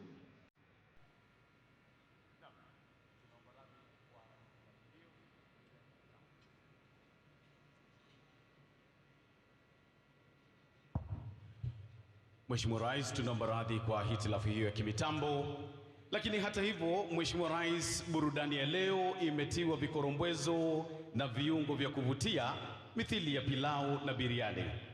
Mheshimiwa Rais, burudani hii imegawanywa kwa daraja mbili. Daraja ya kwanza itashuhudia wanafunzi takriban 520 kutoka shule mbalimbali za msingi gatuzini humu, wakiongozwa na Janet Langat kutoka Wizara ya Elimu, waelekezi wakiwa ni Eric Amuhaya, Faith Mbote, Hezekiah Ogira na Salim Umar. Wanafunzi hawa wataunda miundo ya kupendeza na yenye mafunzo tele kulingana na kauli mbiu ya sherehe za mwaka huu ambayo ni boma yangu, nyumba yangu.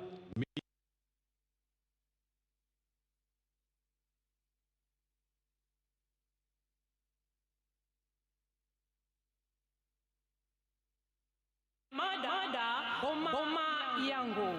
Mchezo huu tuna shairi lenye mada Kenya inaendelea ya wasanii tajika kutoka gatuzini humu kuteka uga huu kupitia nyimbo zao maarufu. Mheshimiwa Rais, sijui kama unaufahamu wimbo Mimi ni mzabibu, baba ni mkulima. Pia utatumbuizwa na taarabu, mtindo ambao ni maarufu sana hapa Pwani. Hitimisho ya burudani ya leo, Mheshimiwa Rais, itakuwa ni densi ya Sengenya. Watoto, iwapo mko tayari sasa, uwanja ni wenu. Wanakwale wa Kenya kwa jumla, tuwakaribishe watoto uwanjani kwa shangwe, makofi na vigelegele. Karibuni.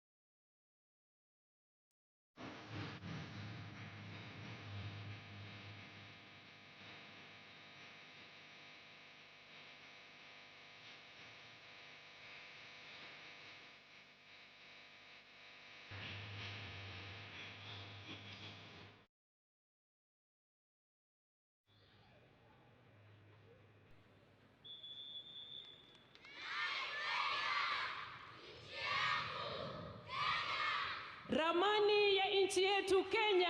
Wanaonesha uzalendo wao na shukurani kwa wanajeshi kwa kuilinda. Tuwape makofi mazuri watoto wetu. PPMC Production. Taifa letu Kenya, tumetoka mbali kwa pamoja. Kenya tumefika hapa, tunasonga mbele. Kenya tunasonga mbele.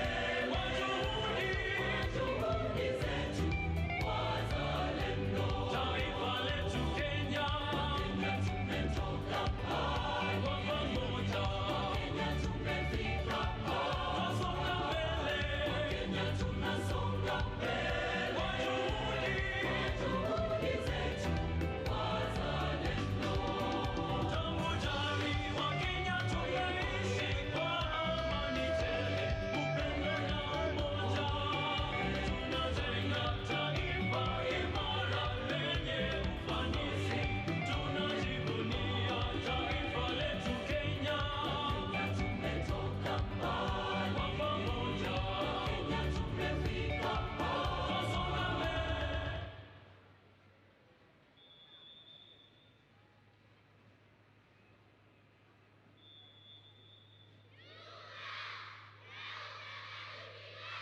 Tazama muundo wa nyumba ya kitamaduni Mheshimiwa Rais, mlango ukiwa karibu na jukwaa lako kutukumbusha historia yetu. Wapi makofi kwa watoto? Taifa letu Kenya, tumetoka mbali kwa pamoja. Kenya tumefika hapa, tunasonga mbele. Kenya tunasonga mbele. Juhudi zetu wazalendo. Taifa letu Kenya, tumetoka mbali kwa pamoja. Kenya tumefika hapa, tunasonga mbele. Tuingie kwa bashasha, Wakenya tusikizeni. Serikali yaboresha makao kote nchini. Ufukara unaisha mijini na mashinani. Rais wetu pongezi, mradi wa boma yangu. Muulize mwenzako, nyumba hii mwahitaji kwa lugha ya mama?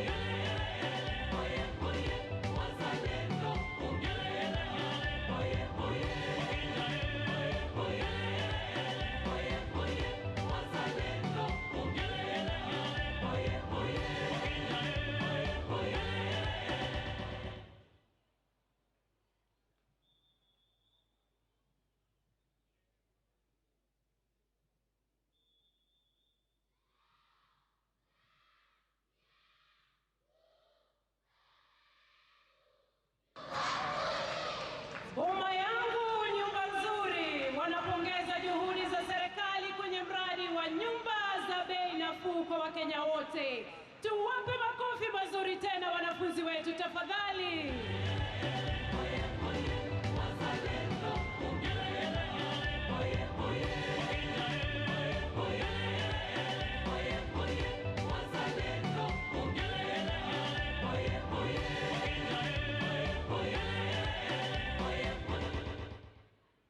Seremala shika nyundo, ajira tumeipata.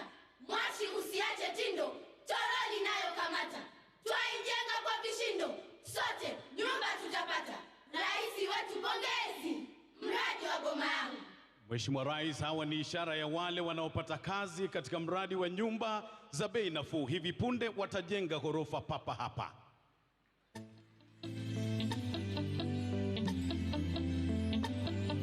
Leo inavyomeremeta,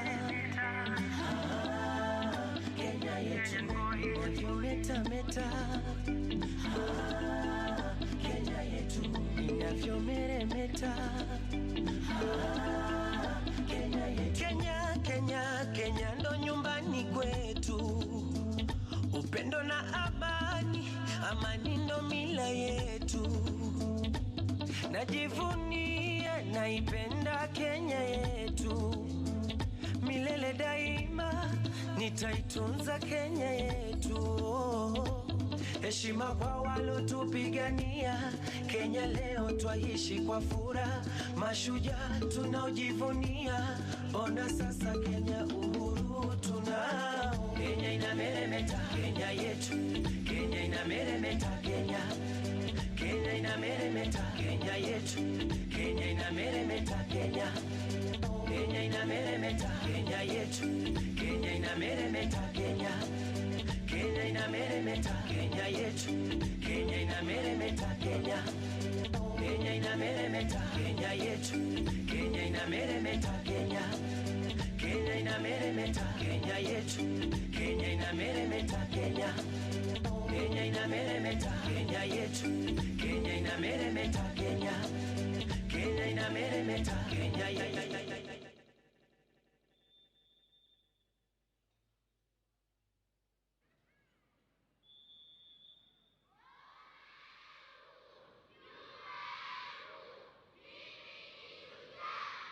Ya Mheshimiwa Rais, jengo ndilo hilo la ghorofa 4, mlango ukiwa karibu na jukwaa lako, na sasa hivi litafunguliwa rasmi hapa. Mheshimiwa Rais, ukiangalia wapi makofi na vigelegele. Kenya inameremeta, Kenya inameremeta, Kenya yetu, Kenya inameremeta, Kenya inameremeta, Kenya yetu, Kenya inameremeta, Kenya inameremeta, Kenya yetu, Kenya inameremeta, Kenya inameremeta, Kenya yetu, Kenya inameremeta. Juma langu oneni, sasa limefika juu. Hodi hodi twabisheni, ufunguo ndio huu.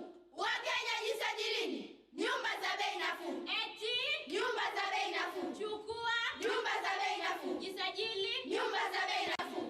Rais wetu, pongezi, mradi wa boma yangu. Hivi sasa Mheshimiwa Rais, kijana huyo mwenye koti zito ana azma ya kuwa rais kama wewe. Sasa anakwenda kufungua jengo hili ambalo ni nyumba za bei nafuu. Anachukua makasi, anakata utepe, tumshangilie kwa makofi. Anakabidhiana ufunguo, anaingia ndani kufanya ziara. Mheshimiwa Rais, pale ndani kuna bedsitters, kuna 1 bedroom, kuna 2 bedroom, na zote zina stima na maji na zimesafishwa kweli kweli. Wapi vigelegele wananchi? Kenya inameremeta, Kenya. Tuwape makofi mazuri watoto wetu wanapoondoka uwanjani baada ya burudani hiyo kubwa. Makofi mazuri wananchi. Wakenya na tuamuke, na kama unaipenda Kenya, na kama unaipenda Kenya, Kenya nchi ya amani, Kenya nchi ya upendo. Omundu ujera baluye beru, aliyaro mikuru. Omundu ujera baluye beru, aliyaro mikuru.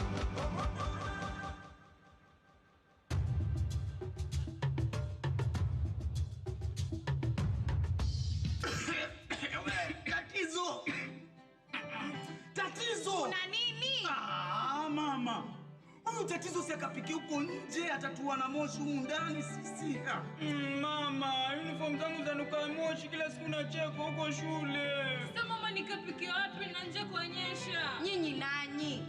Wataka mwenzenu wakapike wapi? Na mwaona haswa nje kwa nyesha. Alafu mama, mimi sina huru kwa hichi chumba. Na ndo maana niliwaambia, mwambieni baba yenu ajenge nyumba kubwa. Yani nyinyi binadamu hamna shukurani kabisa. Wenzenu huko nje hawana hata makao. Nyinyi mko hapa mnalalamika. Nyumba ni ndogo. Nyumba ya vuja. Hebu nioneni huruma bwana. Kwanza paondokeni hapa. Alafu we mama yake, huu ni mwezi wa 6. Mimi keki hunipi. Kazi ni kuchochea watoto tu hapa. Yani kwenye kinyumba hiki kupika humu, kulala humu, watoto tunao humu, tena bado wataka nikupe keki. Sasa nasemaje? Sikupi. Wazee wenzangu, na wauliza, je, huu ni ungwana? Ungwana wewe kujisajili e-Citizen boma yangu? Basi mimi najisajili niokoe familia yangu. Fanya hivyo basi.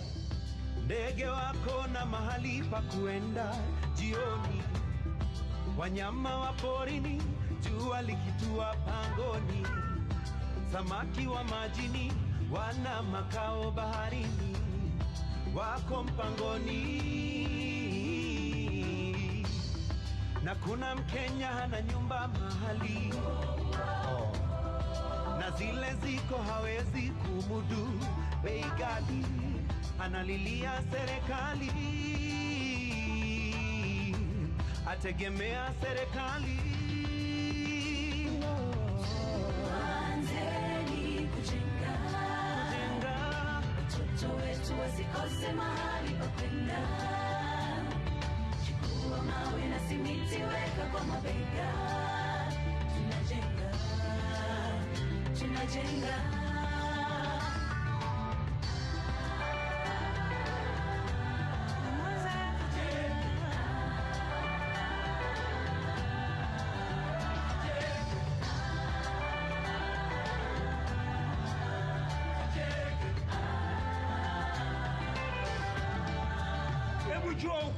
Bana, mimi nakwambia sijui. Mna nini nyinyi? Mama, si usiku zote hajui kuflash show bana. Wewe nawe, huko kuflash umekujulia wapi kama si humu ndani? Hebu nenda kamfundishe mwenzako jinsi ya kuflash. Hebu twende ukulione. Haya bwana Muhammad. Karibuni kwa boma langu bwana. Wow. Karibuni. Mama, hawa watoto wako wapi? Mbona kumenyamaza sana? Kila mtu amelala chumbani kwake. Hili jumba hili kama ni hoteli zile za wazungu bwana. Wewe wasema hoteli? Huku nako kuna maji ya moto na ya baridi. Na chumba cha wageni kiko wapi bwana?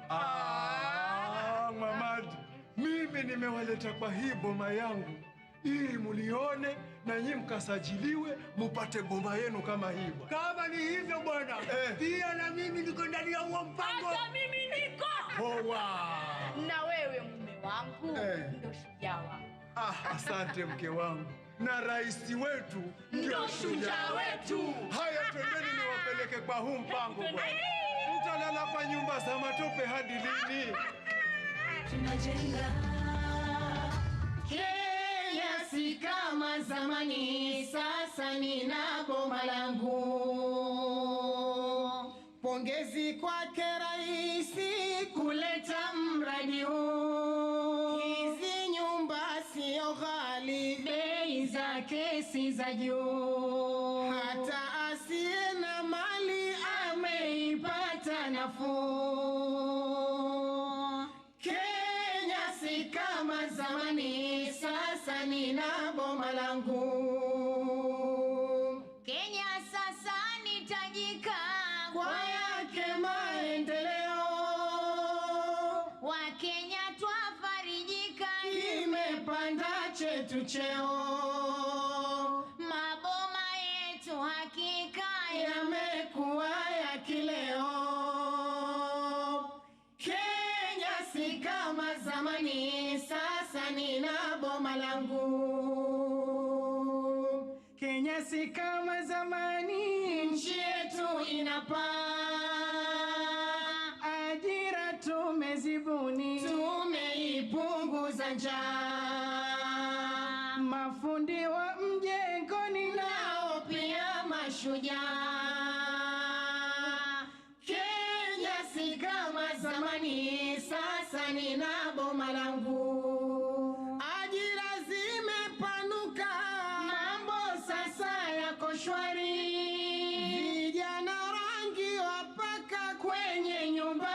yetu nzuri. Mkandarasi hakika anafanya kazi nzuri. Kenya si kama zamani, sasa nina boma langu. Tusiwasifu kwa nini wadau na mashirika wote walokaa chini mradi kwetu kufika. Kenya ni hame kwa nini na mambo yamenyoka. Kenya si kama zamani, sasa nina boma langu. Mbele nitatarajia Kenya izidi kupanda. Kila mwenye familia hatoishi kwenye banda. Hakuna tena udhia wa watu kurandaranda. Kenya si kama zamani, sasa nina boma langu. Sasa tunalo jukumu la kulinda nyumba zetu ili zipate kudumu warithi wa watoto wetu. Hii siyo kazi ngumu, umoja ndo ngao yetu. Kenya si kama zamani, sasa nina boma langu.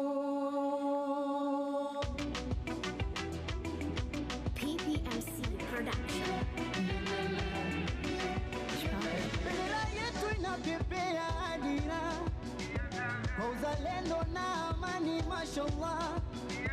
Mimi na wewe tushikane kishujaa, taifa letu ngao yetu inang'aa. Uongozi bora, Kenya imeimarika, imetia bora hadi kimataifa. Twapambana, twashikana, sote pamoja, twasikizana, katika tumeimarika, cheza mziki burudika, tumebarikiwa. Peace, love and harmony. Kenya, my national team.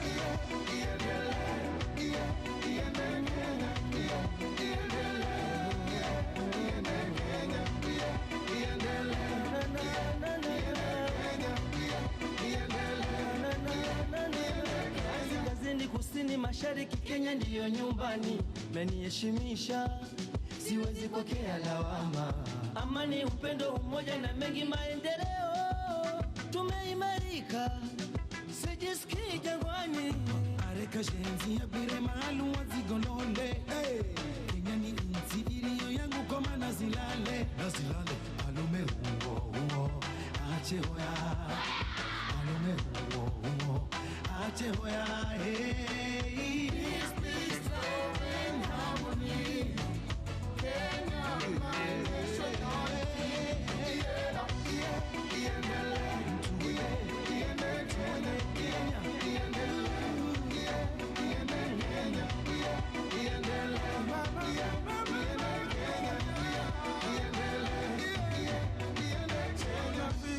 Ngombazo na kumeza, mapigo ya moyo wangu yanadunda vyema.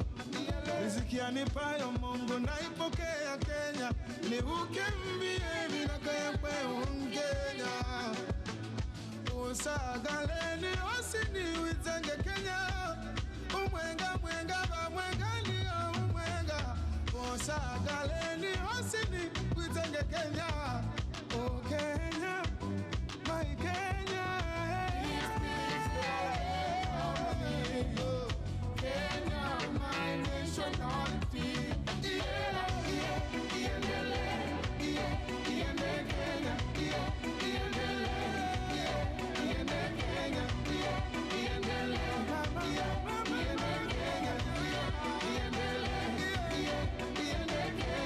Kijana usilale, sisi sote mashujaa, tunajivunia, hatuachane hatutengani, tumeshikana twenda mbali. Kenya ni mpito, kaienza muno, Kenya yehu ni mpito, inang'ara muno. Kenya yehu ni mpito, kaiunza muno. Kenya yehu ni mpito, inang'ara muno.